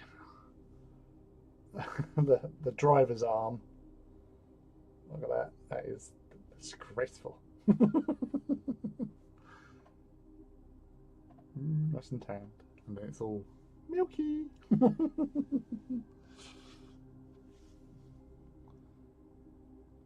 I do have a fan. I have a fan right here, but I say, like in this, I've cut the sleeves off a couple of t-shirts, so and shorts. I am really quite comfortable here. The temperature in Benfleet currently is, that's Harlow, that's Nottingham, Southend-on-Sea, but it's 20 degrees, but it's a nice 20 degrees.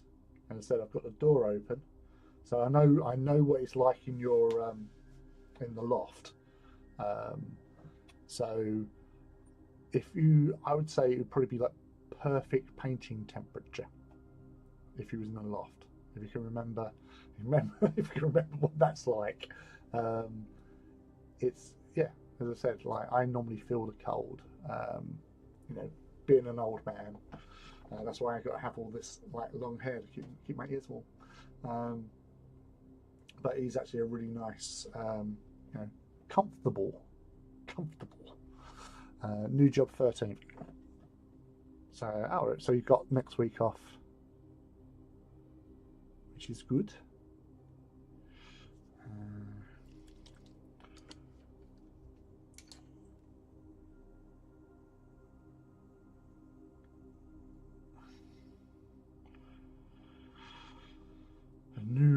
A new dawn.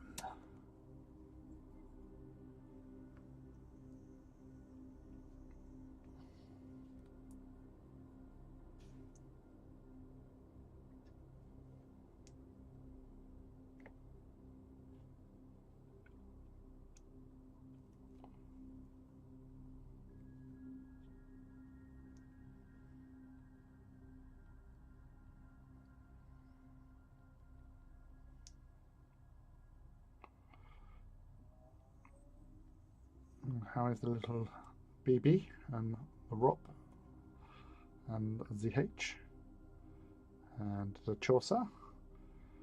I'm trying to think of anyone else. Oh, Mum and Dad. Yeah. How is everybody?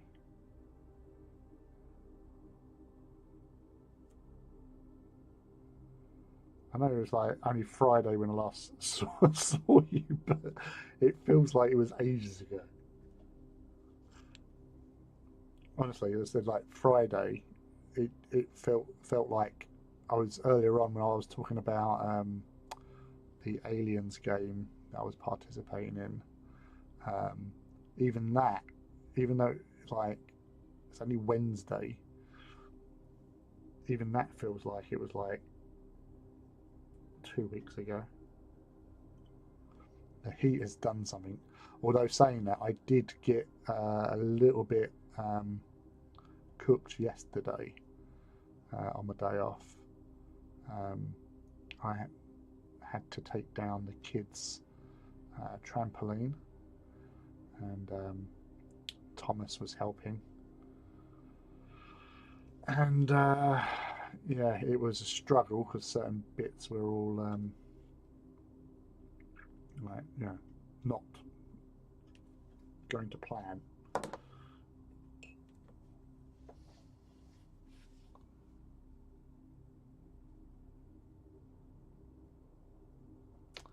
You know what, actually, you're right. We have the door open in the living room, no fan on, and it was okay. Bee's still awake. Rob's trying to get her down there. Oh, bless them. They'll be fine. They'll work it through. Right. But I was just considering getting the fan out, getting the hair dryer out to try and dry these out before I can actually start doing more on the water. Water effects, the wateriness. And little sups, little boaties, big boaties, and that's a big carrier thingy, the Minerva. So these, for those who have just joined us and those who missed out the start, so this is a Minerva assault carrier for the Italians, sub-faction of the Alliance faction, which is comprised of the French, Spanish, Portuguese, and Italians. So they were my original second choice faction when I first started doing this, sort of April last year. Well, say first start. I started doing it about a month beforehand, or a couple of months beforehand. Sorry, because I was dabbling, and then the War Cradle War Host thing came up, which was April when I started doing that, and yeah, so this was one of the first kits that was actually sent out to me. And I really like the look of it because it's like two holes, which is different, and it was one of the first carriers I saw that actually looked like a more, traditional aircraft carrier. And I just quite kind of like the look of it, which is, it looks cool. And I went with the Crown was my main faction, which is like the British Empire, but it's called the Crown because there is a faction called the Empire, but that's sort of like Chinese, Japanese, Korean sort of factions. So within each of the 8 factions, they all have sub-factions. So we have, as I said, the Crown. We've got so far the Canadians were the first sub-faction, and we've had the Indian Raj forces. They've also, I think, got Australian and South African sub-factions for the Crown to come out. The Alliance, as I said, French, the main guys. Then you've got the Portuguese, Spanish, and the Italians. sub-factions. Although it's quite weird because the Americans don't really have much in the way of sub-factions. You might have certain South American stuff. Yes, your enormous air, like I've seen. It's called the Ice Maiden. It's for the Imperium, which are basically the German, Prussian, sort of Austrians factions. Yes, it's like 4 to 5 times bigger than this. It's massive because it's literally like a big lump of resin that's like an iceberg with ship parts added to it, which I actually found out. I might have forgotten it, but I only saw this on a news feed the other day. Britain during the Second World War, or First World War maybe, or second, but definitely the Second World War, thought of doing exactly that, doing an iceberg as a aircraft carrier, and then they sort of knocked it on the head. But they did think it. It's the size of your forearm. It is massive. Like I went down to meet up with a couple of guys to do like a little practice game last year, and friend Paul, who plays Imperium, he brought along his Imperium forces, and I was all like really like chuffed and like, oh yeah, I've got the British jewel in the crown, the Gloriana class battleship, dreadnought, sorry, like the biggest warship, like non-aircraft carrier out there. So I brought that along, which.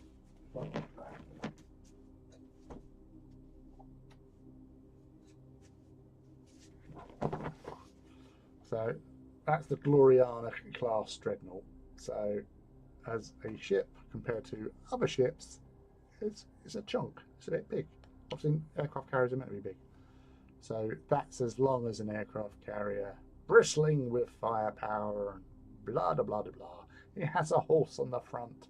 It has a horse. Yeah, take that. And then Paul's produced the Ice Maiden, and no word of a lie. Actually, I might have a picture of it. So accessing photos.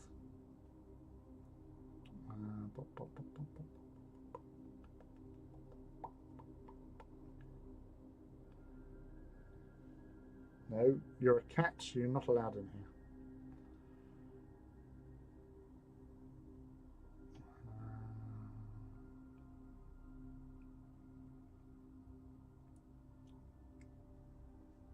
Yeah.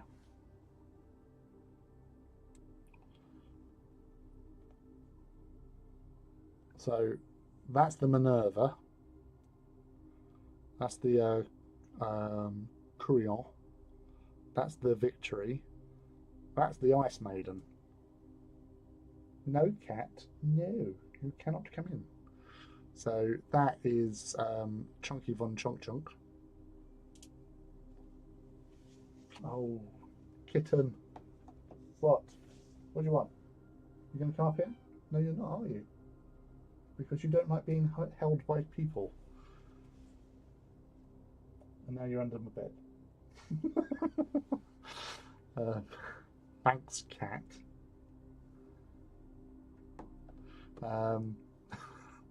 So yeah, it's mahoosive, that thing. It really is. And I'll put that back.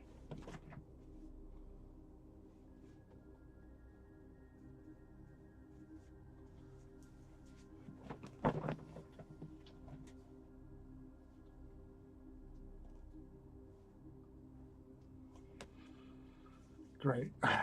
Yeah, that was Franny, who's still underneath.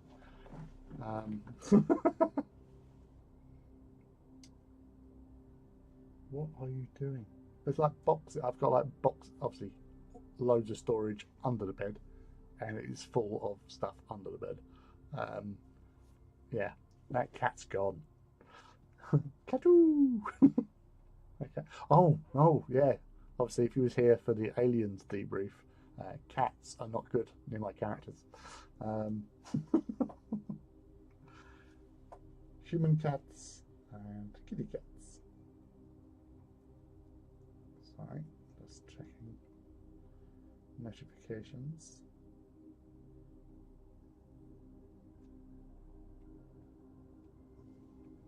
Cool.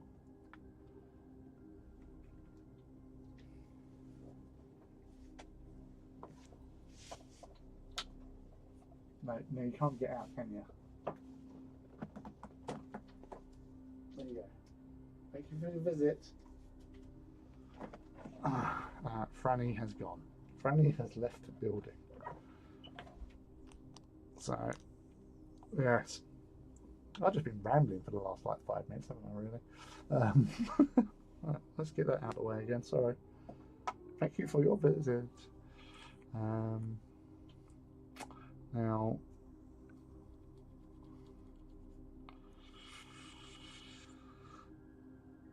I am in two minds. Like with this, where I've done that, because that is a raised section here. Considering I do that on this bit here, because it would add a little bit more character to the little boat. And yeah, sorry, I'm doing it. It feels, you know, a bit blingy, which feels very Italian. I did. Franny broke through the net because it's got a magnetic bits, and so she came in.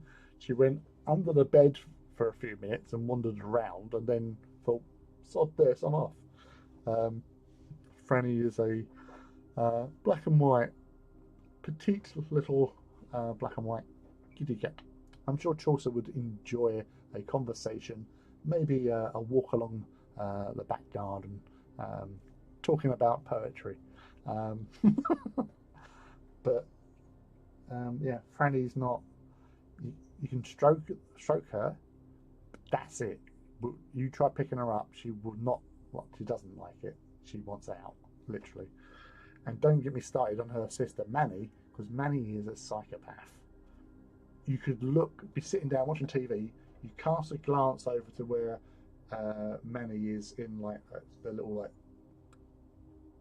climbing frame thing, whatever you want to call it, and the way that she looks at you, you would actually fear for your life. She's like totally homicidal. But yeah, no, Franny's gone, and the other one's Philip, and Philip's again come over for strokies. They don't like being picked up, so yeah, not a fun cat. Pretty boring cat, really. You want to pick them up and like go, like little strokies, but no, can't even get that. They don't even give you that satisfaction.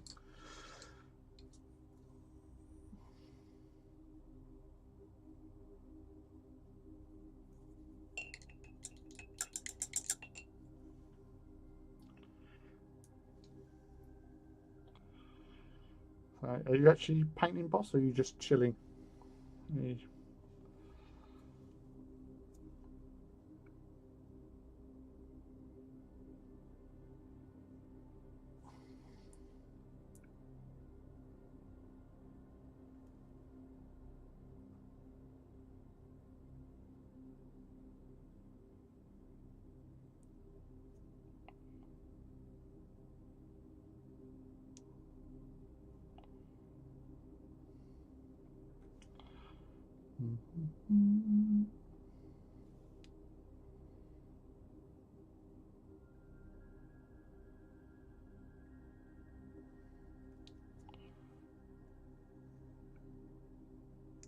So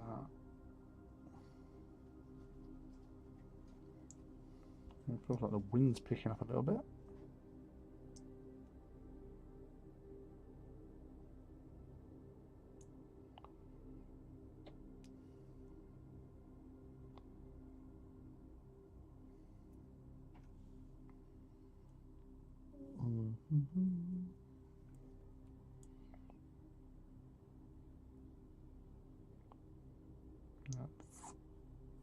Nice.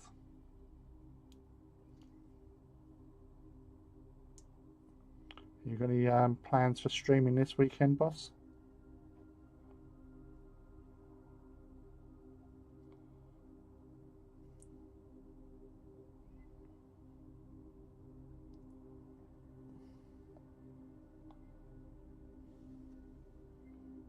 Hmm. Yeah, I can dig that.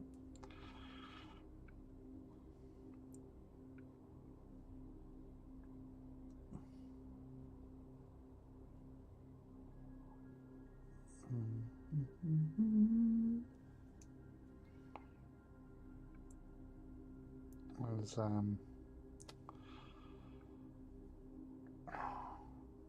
was watching programs. I'm trying to remember. Well, apart from The Bear, I remember watching The Bear season 3, which was awesome as always. Um, Although I do like season 2. Season 2 I think had a little bit more. Richie's growth was really awesome. In particular. Um, but I say this season has been again it's an awesome show. So if you haven't watched The Bear, you should. It's fantastic TV.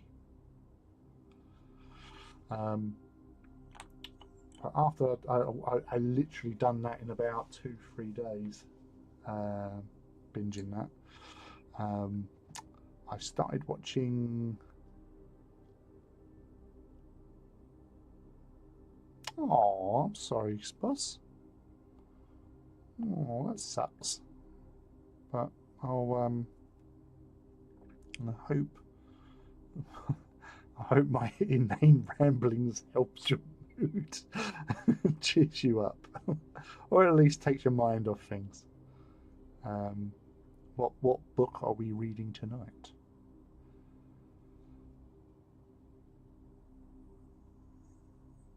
As, yeah, so after doing The Bear, I went on to Dark Matter. I'd heard like on I think it was on like a couple of reels or something that somebody was talking about their favourite book was Dark Matter, and I thought, what does that sound familiar? And then they mentioned that it was like a TV show. So I started watching that, and that was actually really good as well. Quite surprising, you know. So that's something if people are thinking of what can I watch next, Dark Matter is good. Um, and it's different from your normal fare that you get shoved down your throat. Sunday's roundup, and that is it. I was going to do a Discord hangout tomorrow. Ooh, well, I would come join in on the Discord hangout chatty thingy, but I wouldn't be back until probably around about 9:30 or 10. So if it was going to be doing like an evening one, then yeah, be I would definitely join in on that. Um, but obviously depends on when you're doing it. So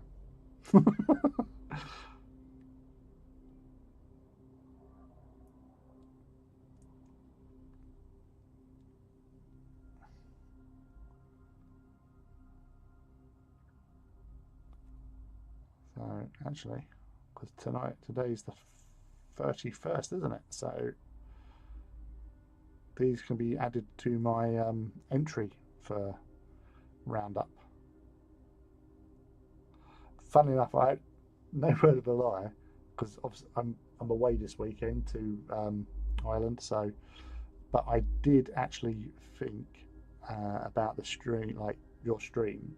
I thought, I wonder if she's going to be on the weekend, and I might just take some time out and just join in and watch and stuff. Not going to be like 100 miles an hour all weekend, so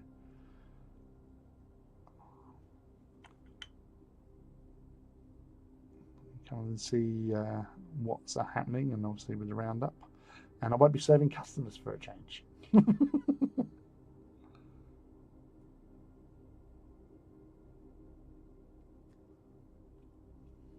No, mate. Thank you for hanging out and just keep me company this evening.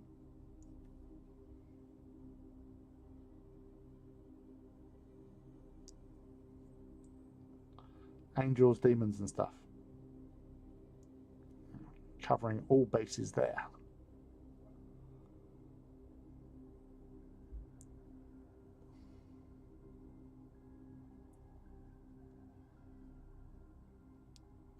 It's like one of my favourite films is because I do love a little bit of sort of like biblical stuff.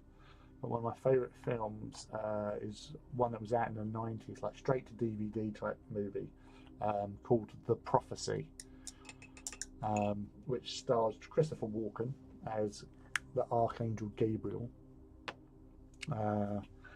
Eric Stoltz plays an angel called Daniel, I think.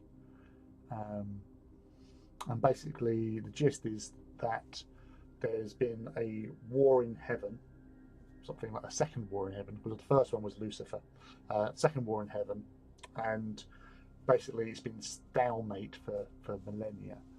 And what one of them's decided, like the sort of the anti-god, well, not the anti-god, but the anti-human dudes,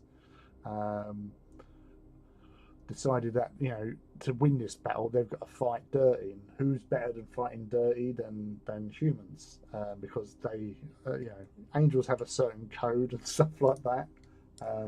So he's come down to get the blackest, darkest soul, and absorb it, and then use that knowledge of shittery to win the war in heaven. So obviously Daniel doesn't want that to happen, and he's got this soul and he's trying to hide it. So yeah, that's basically it. And then these other people get involved and stuff. But it's who else is in there? So Eric Stoltz, Christopher Walken,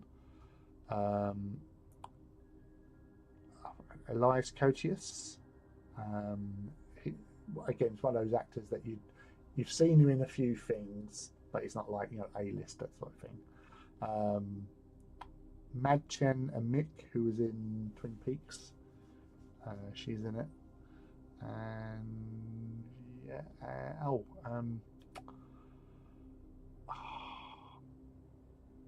Eli. No, it might not be Eli Roth. It's one of those guys anyway. But it's a good film, road movie, scary, not scary. No, it's not real scariness. It's just obviously like angels fighting each other, which is like the thought of angels fighting each other is a little bit scary. But it's not like horror or anything like that. But it's a really good film. It has Lucifer, who is in it, only briefly, but he's played by Viggo Mortensen, and this is before Lord of the Rings. So this is my introduction to Viggo Mortensen, and his portrayal of Lucifer in that scene, or that bit he turns up in, is just brilliant. The way, and I just loved him ever since. So yeah, totally worth checking out. Right, what do I need? I need brushes. Give me brush. Give me brush. I want a certain brush for brushiness. That's white. No, I need that. I've not really done anything. Well, you've had Bee's birthday. You've had your birthday. That was last month, wasn't it? Bloody hell. Jesus, where is the time gone? See, that's the thing. There is no time. And I know you've done a few like, you know, like 1 or 2 streams as normal. Although, yeah, but I know how busy you are and what you've been dealing with in the last month, obviously with like change of work and all that sort of stuff, and all that tomfoolery. But you know, I'm sure that what you have done has been awesome, because you are one of those painters that I have in high regards, because you're an awesome painter.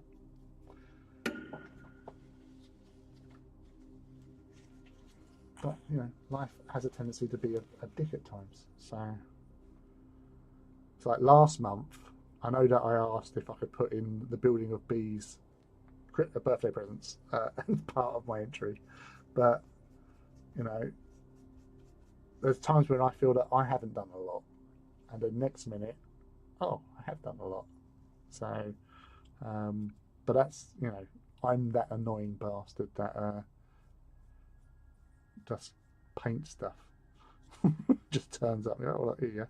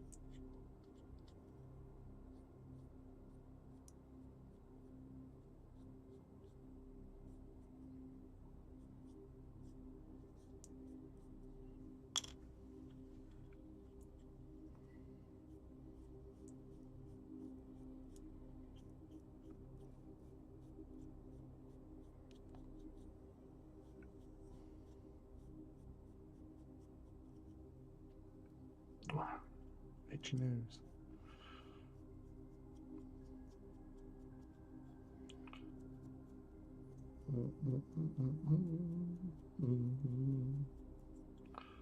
So.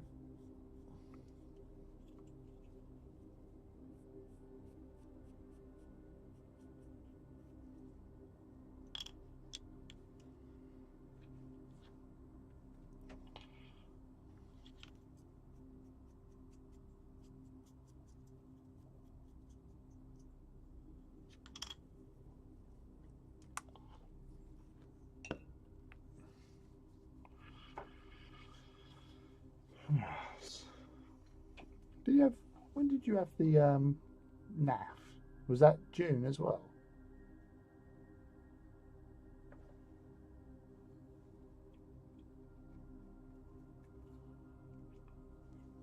Most Sundays, I think. Weekdays are really hard though.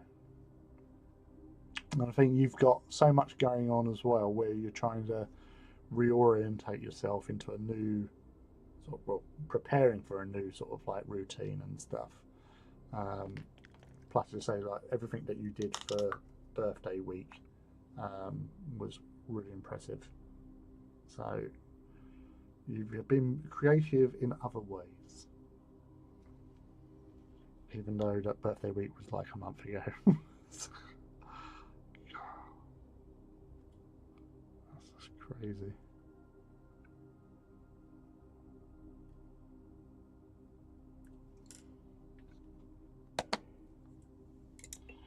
Um,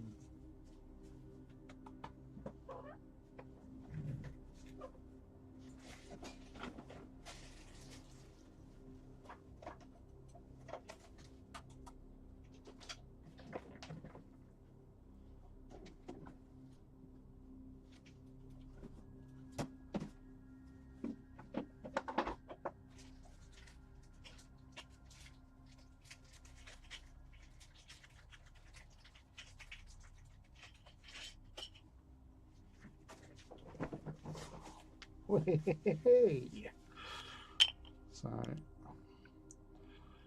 should paint the rims, he says.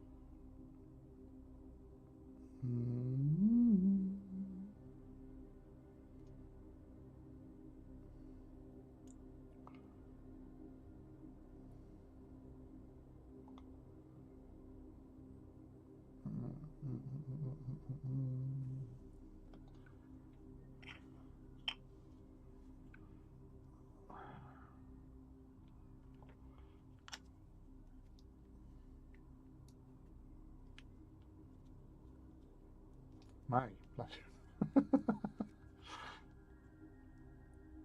Again, my time is not great.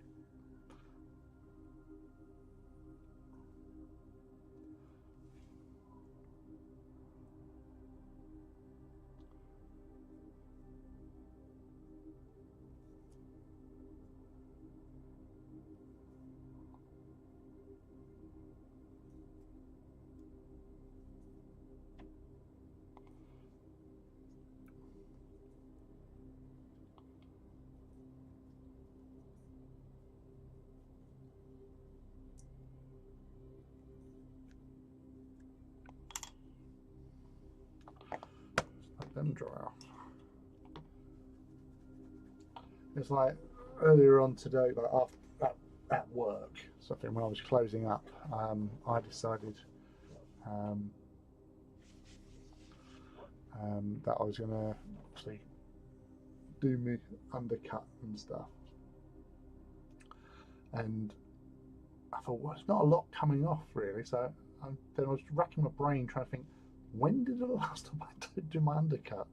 Because it couldn't be. It's been a couple of weeks, 3 weeks maybe. I can't remember why, or if I just, normally I'd do it before going somewhere or whatever. I can't, honestly, I just cannot think. Or actually, it might have been prior to your birthday. So that's a month. Jesus. Really no idea of time. Trying to read, but I'm bloody falling asleep. Now, is that because reading is making you tired? You've been up all day. Obviously, you've obviously had a bit of a shitty day as well, so that takes a lot out of you. Or am I boring you to shit? So the amazing power of my voice just drop off. Oh shit! Pardon my French.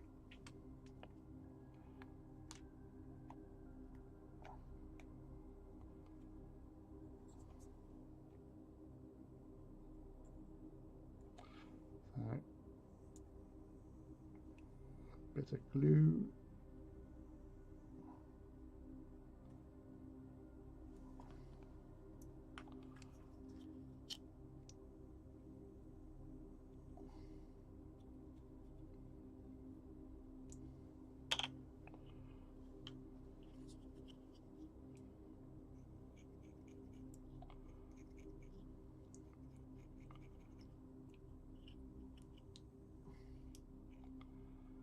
So the heat also knocks you for 6 as well.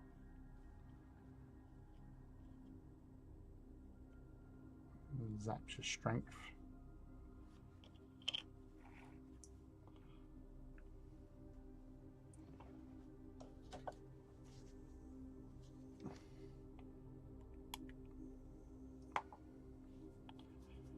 Especially when, like, you're doing, full-time mummy stuff.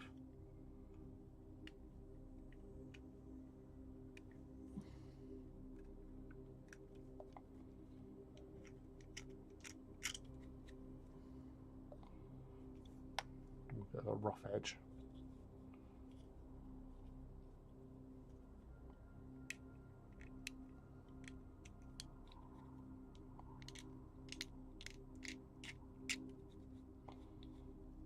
Nice.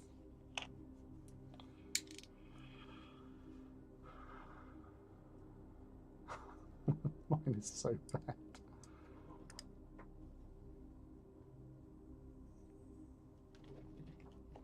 Nice. So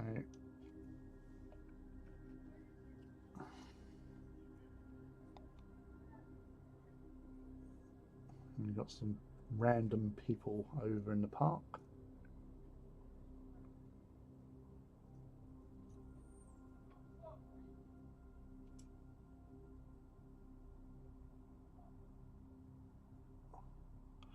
I don't know what it was I did, but basically I did something and it just like just cutting out the light a little bit. Oh, there you go.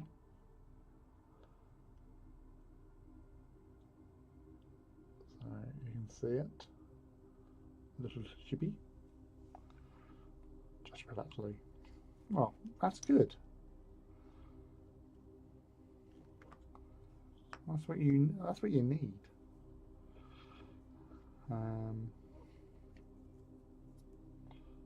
That's Corvus Black. I don't need Corvus Black. I need that.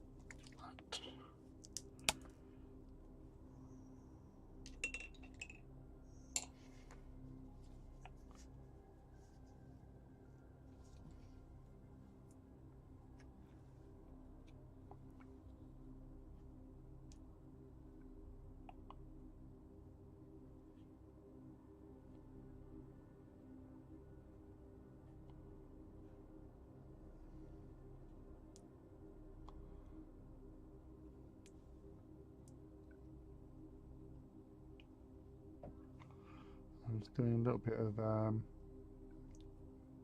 Drakenhof Nightshade because we've got this little lowered section where the airplane is. It gives the illusion that it's like a shadow.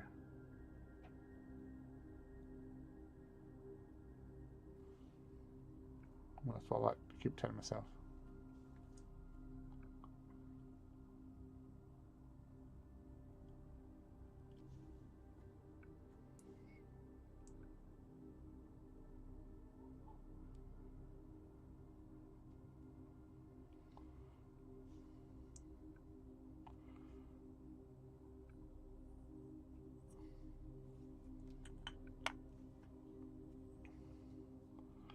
That's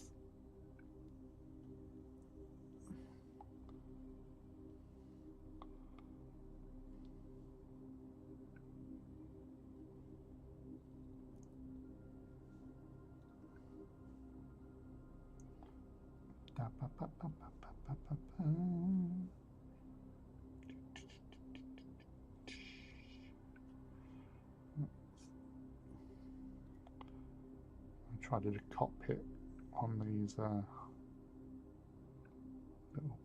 brilliants.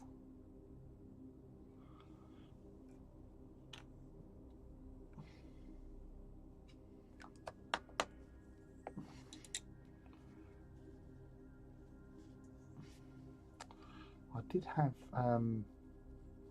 the other week when I was on, and I can't even remember what the soundtrack had on the background.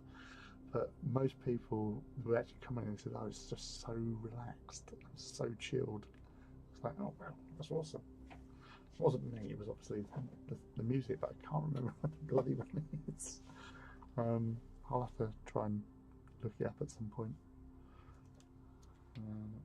See if I can find it.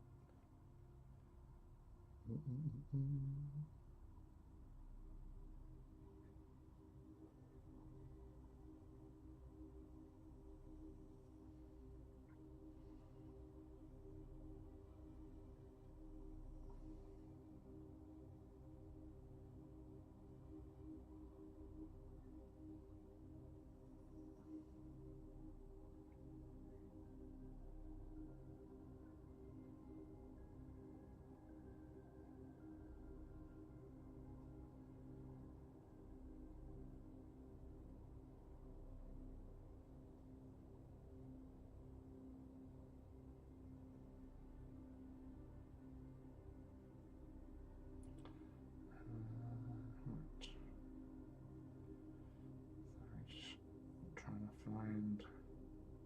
Actually, it'd be better off if I actually do it while I'm looking here. Cute little shippy. Oh. So little shippy. So we have submarine. Have can't even think of what that one's called.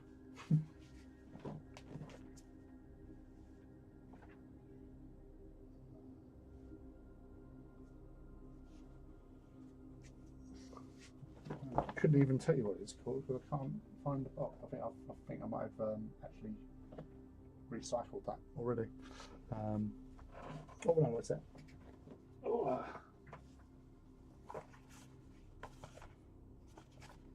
the hell? Sorry.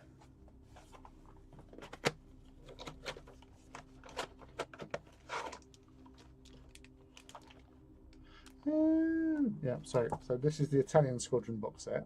So these must be the ones from the Minerva box set because I've still got screws. So these ones are the Scorpios, the Sagitta, little subbies, and these are Pugios and SRS tokens. So that is basically a box set which we've got here, but I won't be building more Scorpios. I think you can only have a squadron of 2 anyway. So they're either going to be Jupiters, which are the little carriers, so I actually have them there, or the Vulcans, which are repair ships. And then some more dudes. Nice.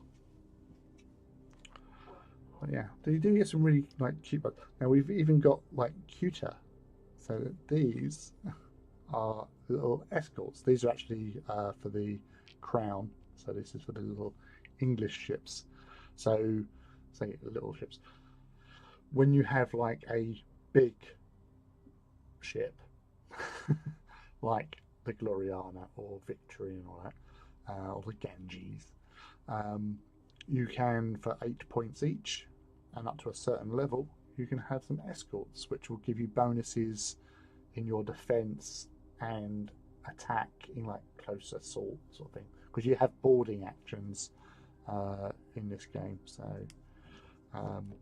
So you can have several of these running around your big ships protecting them. Haven't painted them yet. Don't know why. Oh, because I'll paint these things. Oh,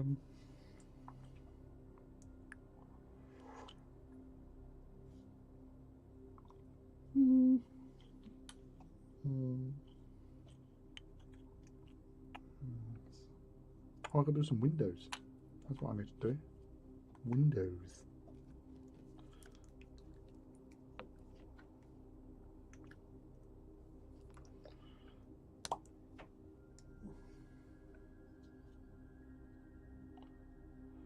Actually, I'm not going to attempt those ones at the time because my eyes are getting a little bit watery. Again, long day and all.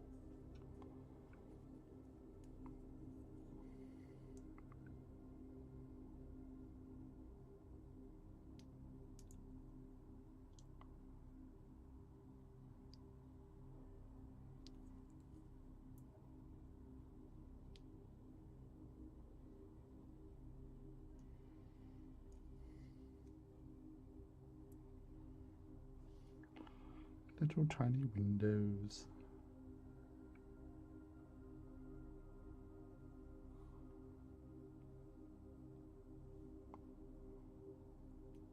Well, that one has a big window.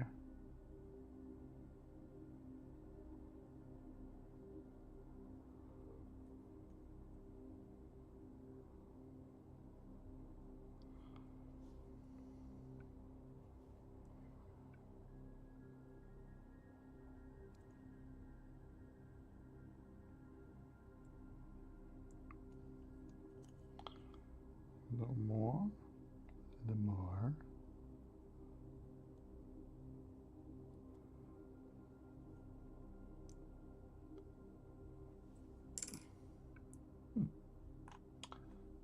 Right, I'm happy with that.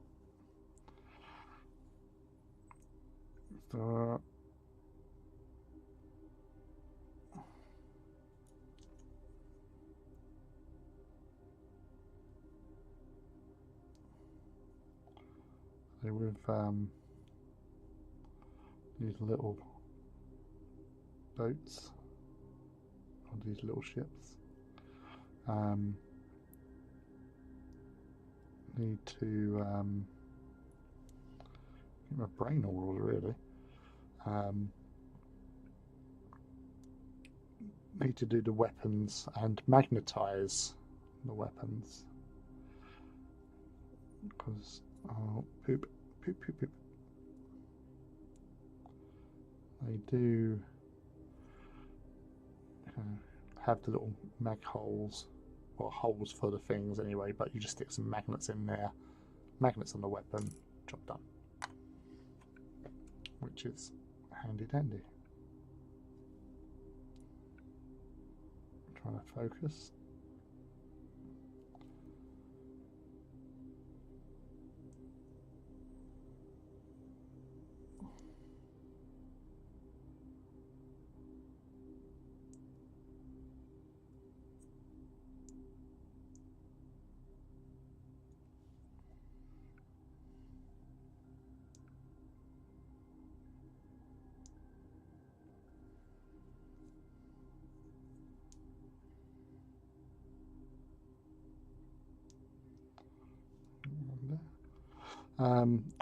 I'll say another little program I have been watching and enjoying is on Amazon, for those about to die, which is set in Rome, Colosseum, so lots of chariot racing and some gladiatorial combat. Yeah, I think you're right actually. I'll just finish off the windows here and then set about doing like you, just having to chill out a bit before going to sleep. So let's catch up with any messages I may have, reply to them, and probably end up just watching some reels, because I always fall into that trap of, oh, that looks interesting, and then next minute you're somewhere completely different and it's like an hour has passed, and then you go bollocks.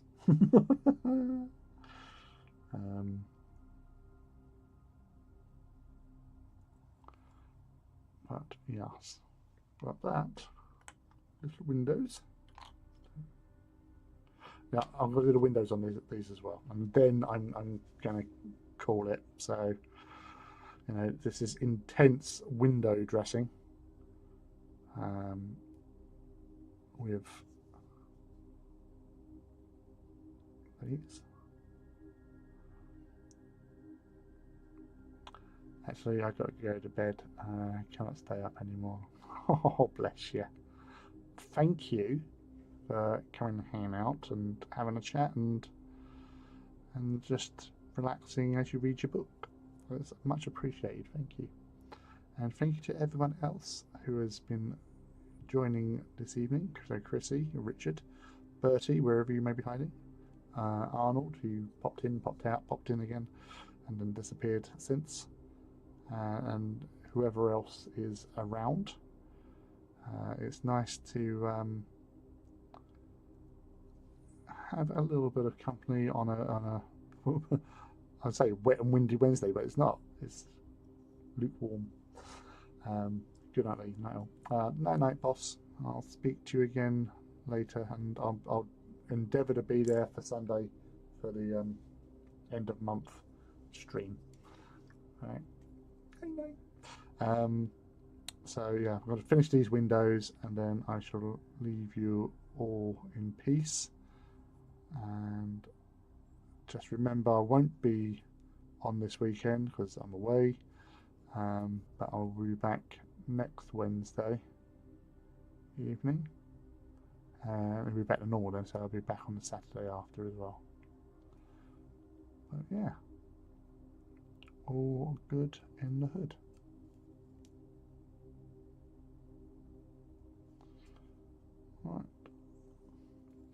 That's it. All the windows are done on them. I'll save the planes for later because, as I said, I ain't able to focus.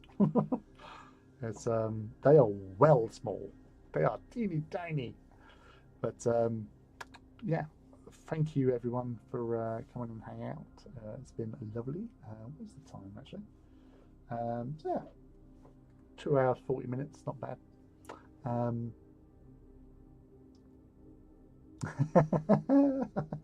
going to be repeating. I do not need an Italian fleet as I drift off tonight. Yeah, the Mars battleship, that does look interesting, especially if you have like 3 heat lances on it. So yeah, I have no in my alliance. I have no sort of battleship grade. They're all carriers. So I've obviously got the Minerva. I've got the Curial and the Vauban. So I've still got the French contingent to do. So that's all the like the skimmer type things. So I thought, seeing as the Minerva was the first one that I did of my alliance, it'd be rude not to continue them. And as I said, I started these. I'll be honest, I was sitting here faffing about saying chronic, and I thought, sorry, I might as well start. And so I started these last night about this time.